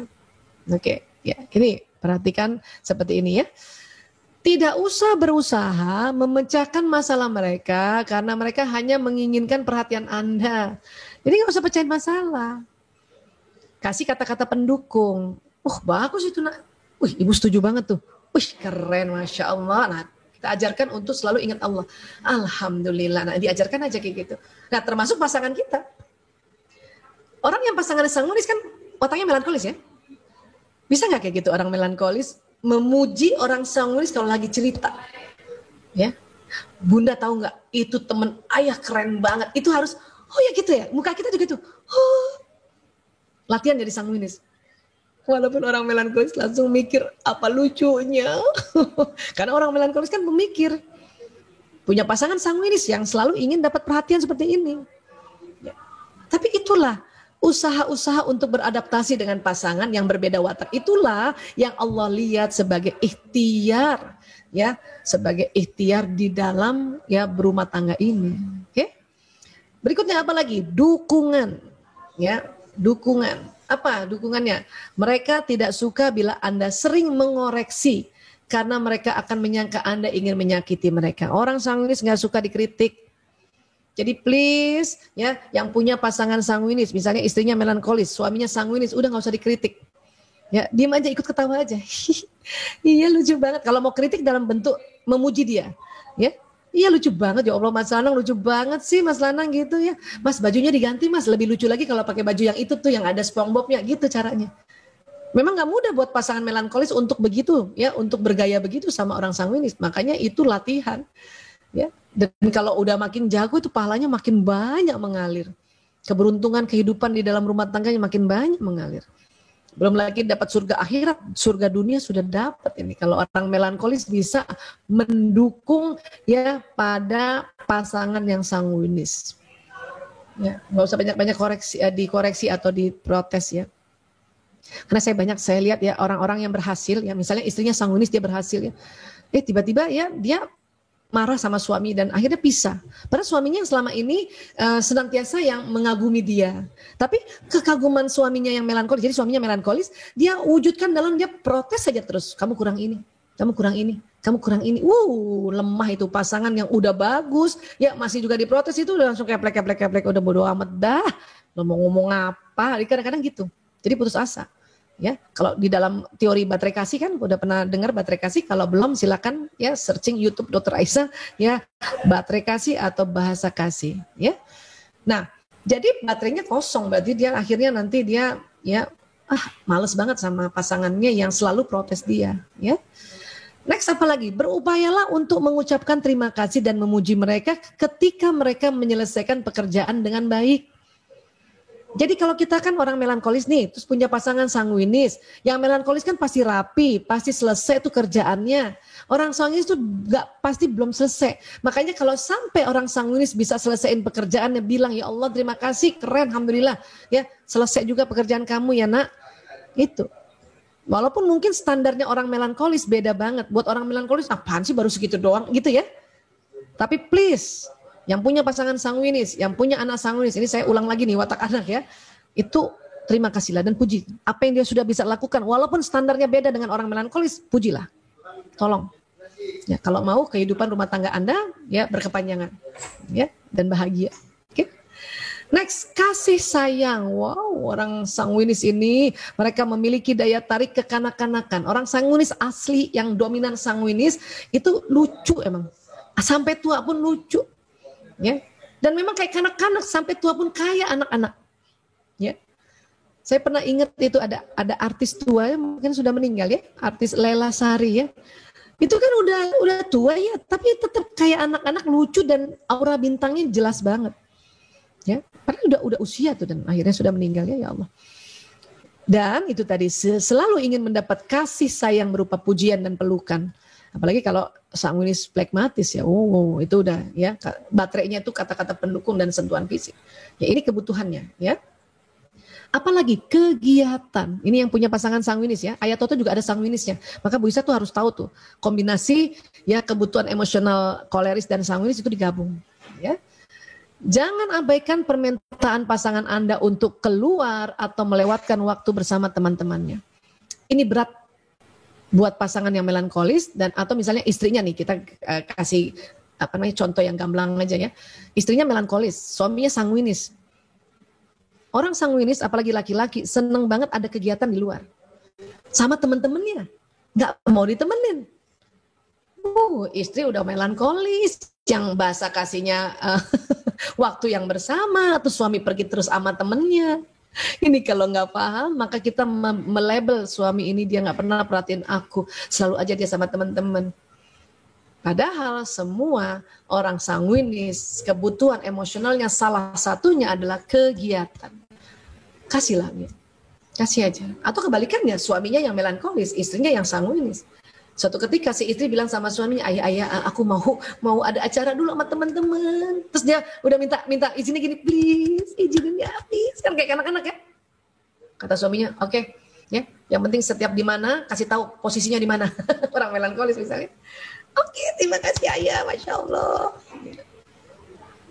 Itu akan menjadikan sesuatu yang terpenuhi kebutuhan emosinya. Ya. Sudah bisa belum nih istri melankolis, suaminya yang sanguinis, yang setiap minggu sudahlah hari keluarga minta izin sama temennya pergi touring pakai motor. Ini kalau nggak belajar, ya. Makanya setelah tahu pun kadang-kadang kita harus tambahan belajar manajemen emosi supaya kita paham. Oke.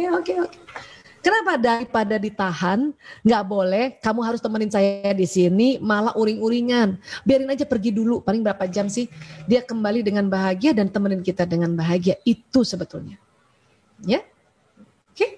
Nah, rencanakanlah acara-acara khusus bagi Anda berdua di luar rumah. Makanya kalau punya pasangan sanguinis dan dia bilang, ayo kita jalan-jalan keluar yuk, ikutin. Walaupun kadang orang melankolis lebih senang di rumah, ikutin please. Ya. Atau kalau perlu kita yang, ayo dong ya, kita belum jalan-jalan nih, udah sebulan misalnya ya, apalagi pandemi. Oh orang sanguinis langsung, dia senang banget, istriku orang rumahan kepengen minta jalan-jalan, dia tuh bahagia loh. Dia akan menyambut dengan, wow, istri aku yang biasanya di rumah dia minta jalan-jalan, wow. Dan bawah sadarnya langsung, gembira banget. Ya, nah ini pahamilah ya. Ya, dan itu tadi nih kalau udah kumpul-kumpul dia ketawa lah apa. Kadang istri melankolis suka ngebatin tuh kan, kalau sama temennya aja dia ketawa-ketawa, sama aku aja dia diam aja. Ada yang kayak gitu? Itu mah biasa tuh. Ya keluhan kayak gitu hampir semua istri melankolis yang suaminya sanguinis. Kita tahu udahlah dia nongkrong sama temennya dan dia ketawa-ketawa. Oh. Terus gimana Bu Esa kalau kayak gitu? Ya sudah kita ikut ketawa aja. Kalau pas ada kita di situ ya, kalau enggak ya sudah di rumah aja Bu, udah enggak usah mikirin dia, kita kerjain aja pekerjaan di rumah sambil doain ya Allah, lindungi suamiku ya Allah, pulang dia gembira ya Allah, makanya dia akan gembira pada diriku juga. Nah, udah doain aja, ya, paham sampai sini? Nah, sudah 4 watak sudah kita bahas, jadi nanti beradaptasi, ya. Terus dalam pekerjaan, oh ya sanguinis belum dibahas ya dalam pekerjaannya ya. Kreatif warna-warni, kreativitas warna-warni, ada aja idenya tuh, ya. Tapi itu tadi belum selesai ide ini, ada ide baru. Tapi ya kalau kita punya tim satu sanguinis, satu yang introvert, ya asik itu. Yang sanguinis ada ide ini, yang ngerjain orang-orang introvert, yang ekstrovert sanguinis ada ide ngerjain. Itu tim aku ketawa-ketawa itu. Ya, baik. Penuh optimisme orang sanguinis, optimis banget, bisa, ya. Itu kalau tim virtual aku tuh kan ada namanya Mbak Cening, dikit-dikit bisa kak, oh, asik tuh dia. Nanti yang kerjain Omet,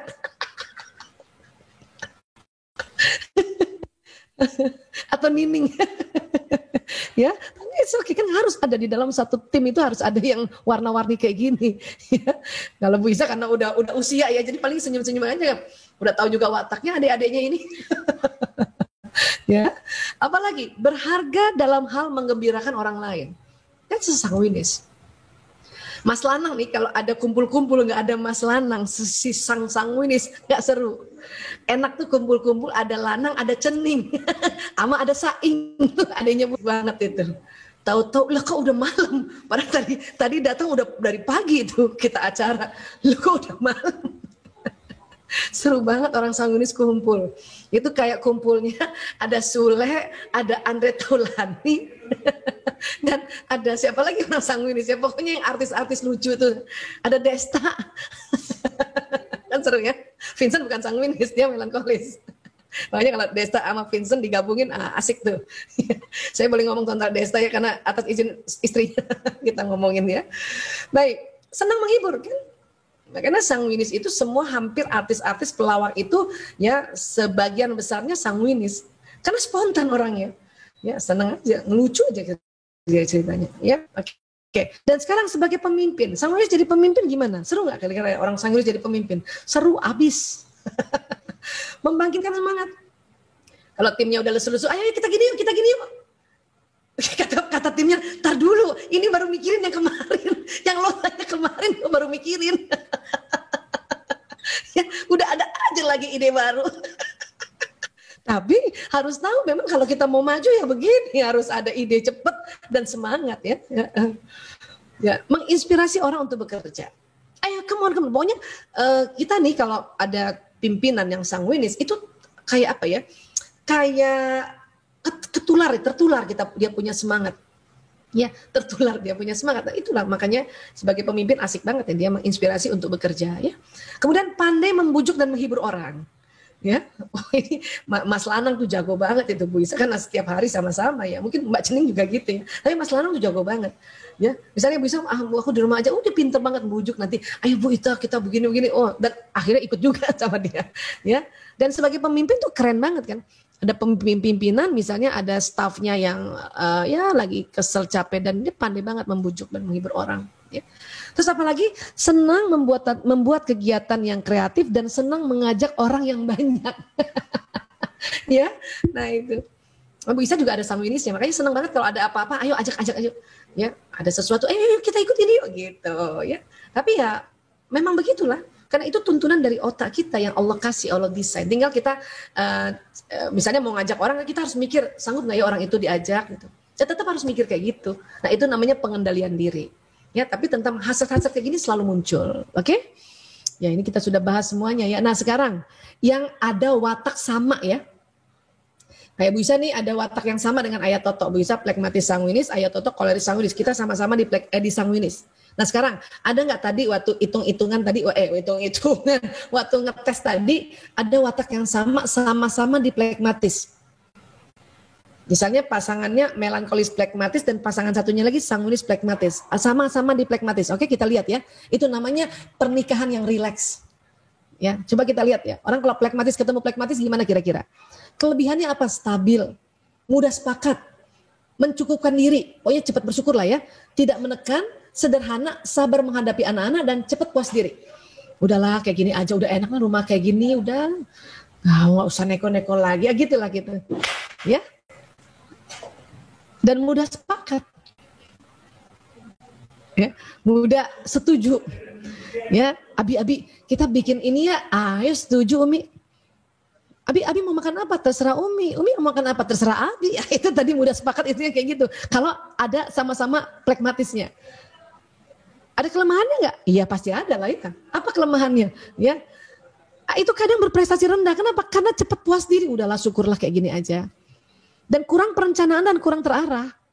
Karena ya udah gini aja udah syukur udah enak lah gitu. Dan terkadang kalau punya anak-anak koleris, anak-anak mengambil alih. Dan kalau plekmatis ketemu plekmatis, kalau nggak cepat-cepat menata diri itu bosen loh, ya. Dan kendali bersifat pasif agresif. Memang bisa marah sama anak, tapi marah yang pasif agresif, yang ngambek juga gitu. Dan kalau lagi udah capek sama-sama tidur, kurang komunikasi gini. Kemudian kurang identitas individu, garis generasi nggak jelas, anak bisa menjadi orang tua. Dan pasangan ini takut konflik, makanya ya itu tadi dia nggak mau, udahlah udah cukup gini lah gitu. Ya. Nggak apa-apa juga sebetulnya, tetapi harus paham bahwa memang ada kelebihan dan ada kekurangan. Dan kalau dilihat itemnya ini kan kekurangannya jadi lebih banyak, makanya coba diatasi kekurangan ini. Dengan cara ya bikin motivasi diri kan. Tekniknya macam-macam, mau teknik memotivasi diri dengan kekuatan niat kah, atau luruskan tekad dan sebagainya ya. Nggak apa-apa. Ya, tapi itu tadi pahamilah dan segera atasi kekurangan ini, paling enggak tuker ya, yang kekurangannya lebih sedikit, kelebihannya ditambahkan gitu. Ya, nah, ini kalau plekmatis ketemu bagian plekmatis juga.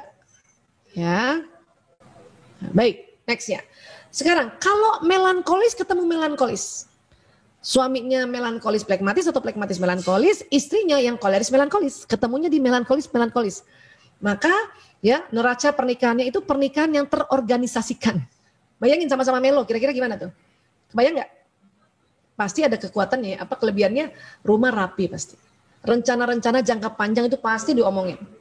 Keuangan terencana, tepat waktu, pendidikan bernilai, pasti mau cari sekolah yang berkualitas dan udah kepikiran nanti ke depannya gimana gitu. Berkomitmen terhadap satu sama lain. Mengasihi serta melindungi anak-anak, benar-benar anak-anak itu diperhatiin banget ya, bahkan teratur tuh jadwal makannya harus kayak gini ya, pokoknya kalau malam harus ganti baju ya, harus wije kalau orang Jawa ya, atau mandi pakai piyama itu kalau keluarga melankolis pasti kayak gitu ya. Nah ini kelebihannya. Ada kelemahannya nggak melankolis ketemu melankolis? Ya tentulah ya. Apa sih kira-kira nih, ada dua watak, sisi watak yang sama. Ya. Kekurangannya terlalu kritis, ngeritik satu sama lain. Bahaya krisis parubaya. Jadi kalau udah tua ini, jadi lama-lama cepat ngambekan itu sama-sama. Kalau udah mulai usia tua itu dendam-dendaman. Itu ini dia nih, ya depresi dan murung dan dendam terhadap kesalahan, ya satu sama lain. Ini kenapa ini kayaknya typo nih Bu Isa ya. Ya, terus saling memperparah kenegatifan, ya terperangkap pada rutinitas. Ini juga membosankan. Bisa juga mungkin tidak setia loh. Hati-hati di melo-melo ya. Kok bisa Bu Isa? Kan sama-sama orang rumahan. Ya kan saking bosennya. Saking bosen. Makanya harus cari gimana caranya ngatasin ini. Harapan yang tidak realistis. Kenapa? Terlalu tinggi. Standarnya tinggi. Terlalu detail. Terlalu jelimet. Ini membebani hubungan. Ya, ini kekurangannya melo-mamelo. Kebayang nggak? Bagus kan rumahnya rapi ya. Tapi ya namanya juga melo kan, pemikir sama pemikir. Nggak ngomong seharian bisa loh. Dan itu kekurangan. Ya, oke. Nah, ini melankolis ketemu melankolis. Next lagi. Kalau pasangannya di koleris yang sama, wow. Suaminya sanguinis koleris, istrinya melankolis koleris. Wah, kayak apa tuh? Kole ketemu kole. Itu namanya pernikahan yang aktif. Ada kekuatannya nggak Bu Isa? Oh, pasti dong. Ya. Apa kelebihannya? Berorientasi pada sasaran. Semua pakai target. Batasan yang jelas, berprestasi tinggi, ya. Tapi itu bagusnya itu saling menghargai, karena masing-masing tahu, oh dia pencapaiannya tinggi, saya juga pencapaiannya tinggi gitu, ya. Berenergi tinggi, dan mempelopori. Nah itu tadi kelebihannya tegas sebagai orang tua. Kebayang nggak anaknya? Ibunya sengwin kole atau kole sengwin, bapaknya melo kole atau kole melo. Kira-kira gimana tuh? Anaknya gimana kira-kira? Tapi oke juga sebetulnya, yang penting orang tuanya nggak terlalu streng gitu, karena nanti akan jadi kelemahan. Apa kelemahannya kalau kole ketemu kole? Berebut kekuasaan. Kenapa? Sama-sama mau ngatur, sama-sama mau cepet, kemudian berlebihan dalam membuat komitmen. Harus gini, pokoknya banyak harusnya, harus. Bapaknya harus, ibunya harus, anaknya udah bengong aja. Udah gitu anaknya pragmatis melankolis. Kebayang kayak apa? Ya, tidak ada waktu bagi satu sama lain. Kenapa? Karena dua-duanya punya pekerjaan. Ini bahaya juga. Kemudian dua karir menarik pernikahan ke arah berlawanan. Jadi kalau masing-masing punya komitmen A, yang satu B gitu ya, atau punya prinsip A dan B dan nggak bisa diadaptasi, pokoknya gua mau A, kata istrinya, pokoknya gua mau B. Cakep. Dia narik, anak yang bingung, siapa yang gue ikutin ya? Dan pernikahan bukan prioritas buat orang koleris ketemu koleris. Apa? Yang prioritas itu pekerjaan. Aduh, serem juga. Tapi kan kalau udah tahu ya segeralah coba atasi ini. Batasan yang kabur antara pribadi dengan profesional itu jelas. Orang koleris kan itu target. Ya. Dan itu tadi adu membentak. Bahkan takut berbagi itu. Ya, nah ini tolong kekurangan yang sudah terlanjur nih, ada kolema-kolema ya sudah sadari aja. Nah, supaya sadar harus tahu, dengan tahu faham sadar, sehingga bisa bagaimana mengatasi kekurangan ini. Oke? Karena kelebihannya kan keren banget, dan tentunya ini sebisanya ini yang jadi lebih sedikit dan ini yang jadi lebih banyak. Ya. Nah sekarang sanguinis ketemu sanguinis nih, nah pernikahan yang mengembirakan ya, nih Bu Isa nih. Ya, untung Bu Isa cepat tahu nih tentang ini. Kelebihannya apa? Spontan. Seru, Bu Isa kalau sama Ayah Toto kalau udah keluar sengwin seru banget saudara-saudara. Ya, belum sempat kita ngobrol bareng ya, nanti one day ya, lagi dibujuk nih. Ya, terus seru, antusias, dan pernikahan tetap terjaga kesegarannya. Saya Bu Isa sama Ayah Toto tuh seru aja sampai sekarang, kayak pengantin baru aja, lucu-lucuan gitu, fleksibel, ya, dan memang mengkompromikan apa-apa. Perlu kompromi dan senang main sama anak-anak. Bu Isa senang main sama anak-anak, kayak Toto juga kalau lagi datang sanguinisnya senang main sama anak-anak, senang main tembak-tembakan sama anak laki-lakinya, ya. Ya. Dan pemaafnya karena gini, bukan pemaaf pragmatis ya, pemaaf karena yang ya udah oke, it's okay gitu. Tenang aja gitu. Ya, ini kelebihannya kalau sanguin ketemu sanguin. Nah, coba kita lihat kelemahannya. Kurang rencana dan sasaran. Ya abis spontan, udah deh hari ini aja kita pikirin aja, loh susah amat kan gitu. Tidak stabil. Nah ini yang bahaya nih, senang berselingkuh. Ini harus tahu persisnya, hati-hati nih. Kalau saya ingin ketemu saya, kenapa? Pesona ketemu pesona. Kan pasti banyak orang yang senang dengerin Ayah Toto ngomong, mungkin Bu Isa ngomong, makanya Bu Isa selalu lebih senang ya ngajar di tempat ibu-ibu. Itu karena tahu bahwa bahaya nih kalau saya sering ngajar di kantor-kantor ya, walaupun banyak juga yang minta tapi yang nggak bisa nolak ya mau nggak mau gitu. Tapi saya pokoknya mendampingi ibu-ibu, training pun training ibu-ibu maunya, perempuan, wanita. Kenapa? Takut itu Tanti. Ya, tentu belajar bahwa ini suamiku, saya harus setia, itu kan belajar. Dan berantakan memang. Ya, kalau datang keluar sanguinis ya udah bodoh, taruh aja situ lah, taruh aja handuk situ. Ya. Dan sama-sama tidak mau mendengarkan. Kenapa? Dua-duanya mau ngomong. Itu kalau lagi datang sanguinisnya. Tapi untung belajar. Oke, apalagi belajar kalau suami lagi ngomong udah diam. Apalagi suami ada kolerisnya udah diam. Untung Bu Isa ada plekmatisnya ya gitu. Ya. Kemudian hubungannya dangkal. Kadang-kadang ya itu tadi jarang untuk ngobrol yang Bu Isa nanti 5 tahun ke depan kamu ingin jadi apa rumah tangga ini. Jarang kita ngomong kayak gitu.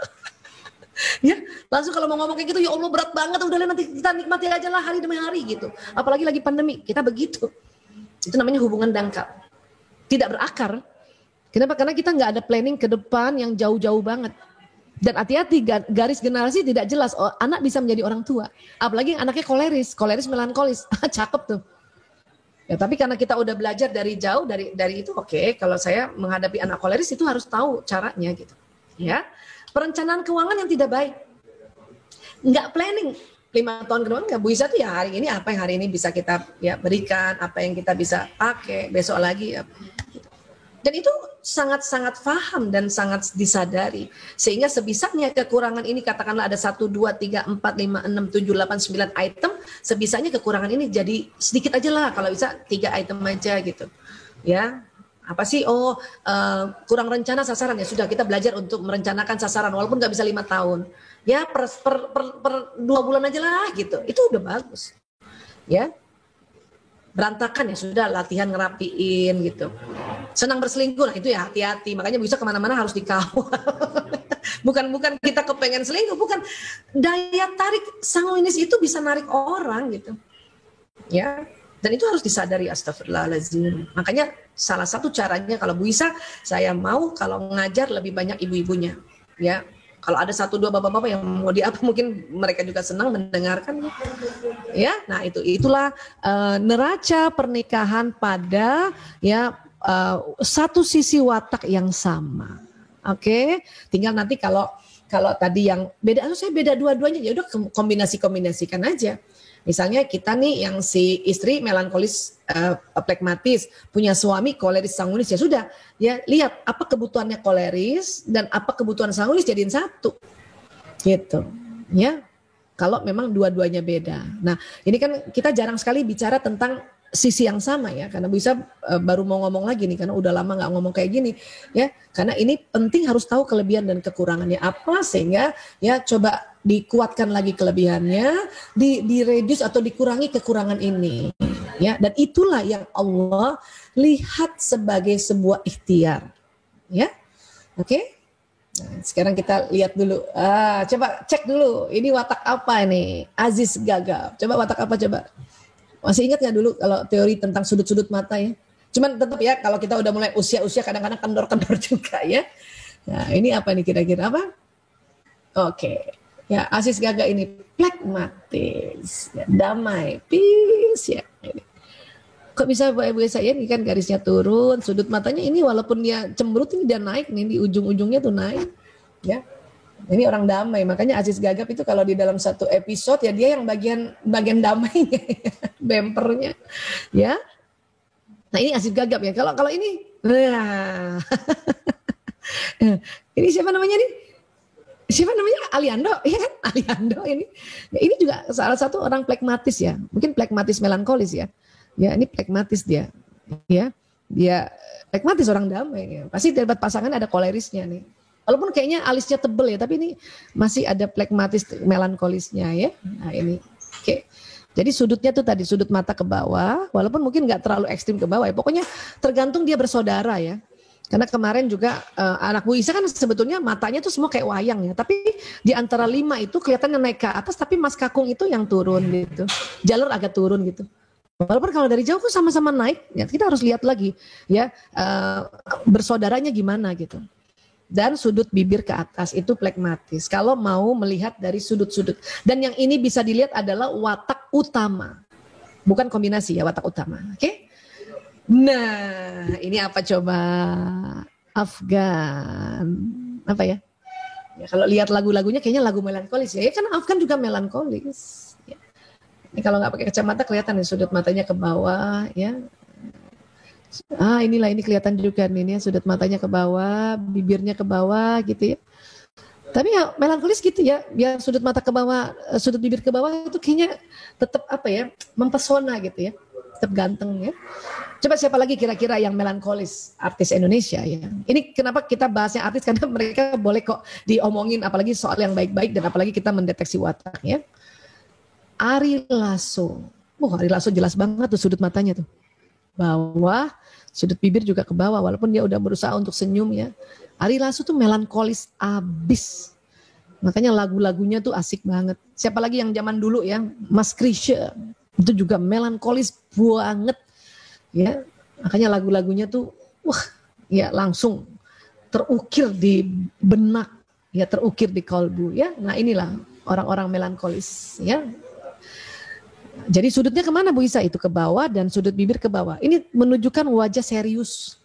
Makanya orang melankolis serius. Itulah makanya dia nggak suka diolok-olok, nggak suka pas dia ngomong kita ikut ketawa gitu ya, atau kita. Nah tapi kalau dia udah ketawa, ya Allah. Ya, kalau dia udah ketawa kita harus ikut ketawa. Tapi pas dia ketawa kita heran, kok dia ketawa malah kita nggak ketawa, itu lucu banget deh. Nextnya kira-kira nih ya, siapa yang akan keluar ya? The one and only, Insya Allah. Siapa itu? Yes, Ahmad Dhani. Wow, apa kira-kira nih Mas Ahmad Dhani dia punya watak? Ya, ini kali kalau udah umur ya, waktu masih muda lebih jelas lagi kali. Apalagi kalau dia tutup mata, nih jelas banget sudut matanya ke atas. Ya, apa coba apa? Jelas, koleris. Ya, Ahmad Dhani ini kuat banget kepemimpinannya. Ya. Dan kalau kombinasi ya koleris melankolis ya. Nah, siapa lagi yang koleris ya kira-kira? Siapa lagi yang koleris? Ayo coba ingat-ingat siapa artis koleris. Coba. Iya. Deddy Corbuzier ini juga koleris. Ya. Itu kalau dia tutup mata lebih kelihatan lagi tuh sudutnya ke atas itu. Ya. Walaupun ya beliau kadang-kadang juga kalau dulu ya belum muka asli kayak gini kan suka pakai apa tuh ya eyeshadow ke atas gitu ya, walaupun nggak pakai eyeshadow ke atas kelihatan banget matanya juga ke atas ya. Dan orang koleris kalau dibotakin rambutnya pada ganteng-ganteng ya. Coba istri-istri yang koleris coba, yang suaminya koleris suruh botak coba. Ayo Toto mau aku suruh botak supaya kayak Ahmad Dhani. Atau supaya kayak Deddy Corbuzier. Ibu bisa perhatiin tuh kalau yang koleris terus dibotakin tuh kayaknya tambah gagah gitu kolerisnya. Ya, Masya Allah ya. Oke ya. Ini koleris, dia punya sudut ke atas, bibirnya ke bawah ya. Oke. Dan satu lagi juga the one and only Sangwini, siapa coba yang aku mau kasih lihat siapa? Yes, Tukul Arwana. Iya. Inilah orang sanguinis asli. Makanya Mas Tukul itu biasanya dia nggak punya konsep yang detail ya. Pokoknya dibisikin aja oleh sutradara ya biasanya ya, atau koordinatornya atau programmer kalau dia mau bikin acara. Saya soalnya pernah satu kali diundang oleh Bukan Empat Mata. Jadi saya perhatikan, ini orang sanguinis tuh. Ya. Dia cuma ngomong sebentar terus nanti dia di dalam acaranya itu banyak banget kreativitasnya. Ya, itu sanguinis. Ya, Mas Tukul kan itu lihat sudut matanya ke atas tuh, bibirnya juga ke atas. Saya lagi cari Mas Tukul mingkem, nggak ada foto Mas Tukul mingkem, semuanya ketawa. Ya, coba kita cari lagi yang lain ya. Siapa kira-kira sanguinis ya? Coba siapa? Banyak sebetulnya. Andre Taulany sanguinis ya. Kemudian siapa? Apa kata Omet apa tuh? Siapa tuh? Ya terus Sule juga sanguinis ya. Sule sanguinis koleris, Andre Taulany sanguinis plekmatis, maka mereka timnya kuat banget karena satu koleris, satu plekmatis. Terus lucu karena dia memang penghibur, harus sanguinis ketemu sanguinis. Itu spontan semua tuh. Ya, dia punya gayung bersambut dalam lawakannya ya, karena ya. Siapa lagi yang sanguinis kira-kira? Ya. Yes, Judika. Abang Judika. Ya. Judika ini jelas banget muka sanguinis. Sanguinisnya sanguinis phlegmatis ya.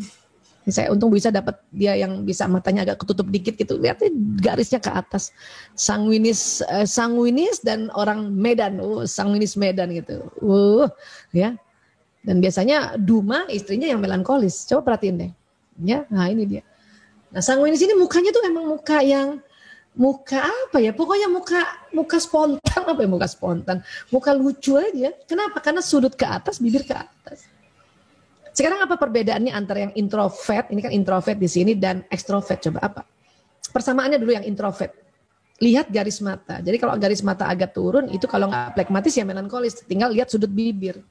Coba kalau lagi pada senyum semua ya susah kita deteksi ya. Tapi kalau udah biasa, kelihatan aja. Nah sekarang ekstrovert apa yang sama coba? Sudut mata juga. Ya, dua-duanya ke atas. Cuma kalau ditambah sudut bibir ke atas itu sanguinis. Ya, kalau sudut bibir ke bawah itu kolerik. Nah sekarang yang ambivert. Ambivert, koleris, melankolis. Apa persamaannya? Sudut bibir yang ke bawah. Ya. Ambivert yang kuadran ini apa kesamaannya? Sudut bibir ke atas. Nah, ini kalau udah punya modal kayak gini itu udah bisa mendeteksi. Tapi kalau udah biasa juga kadang-kadang nggak lihat mata juga udah rasa itu. Kenapa? Karena setiap perilaku seseorang, cara berpikir, cara berjalan, cara apapun itu menunjukkan manifestasi dari program watak di otaknya. Karena saya bisa khawatirnya pas udah belajar kayak gini, teman-teman pasti setiap lihat orang pasti lihat tuh sudut matanya kemana ya gitu. Tapi itu nggak apa-apa juga, itu juga sesuatu yang lucu aja, unik aja kayak gitu. Ya, jadi sekali lagi inilah bagaimana kita mengetahui watak pasangan kita, watak soulmate kita, dan insya Allah kalau nanti teman-teman, sahabat-sahabat ya mau bertanya ya kita bisa ketemu besok malam, Rabu malam besok. Jam 7:30 malam juga untuk siapa yang ingin tanya dan nanti kita tayangkan di IG live-nya Dr. Aisyah Dahlan. Yuk tanya pasangan watak ya. Dan tetap dalam konten Tanya Bu Isa. Oke?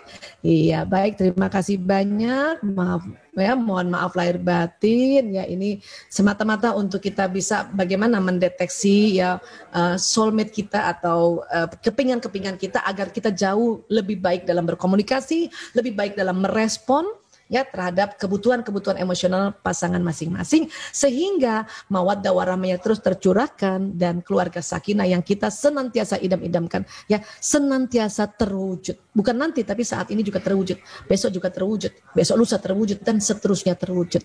Ya, sekali lagi terima kasih, salam menebar bahagia, maaf lahir batin ya. Jazakumullah khairan katsiran. Assalamualaikum warahmatullahi wabarakatuh.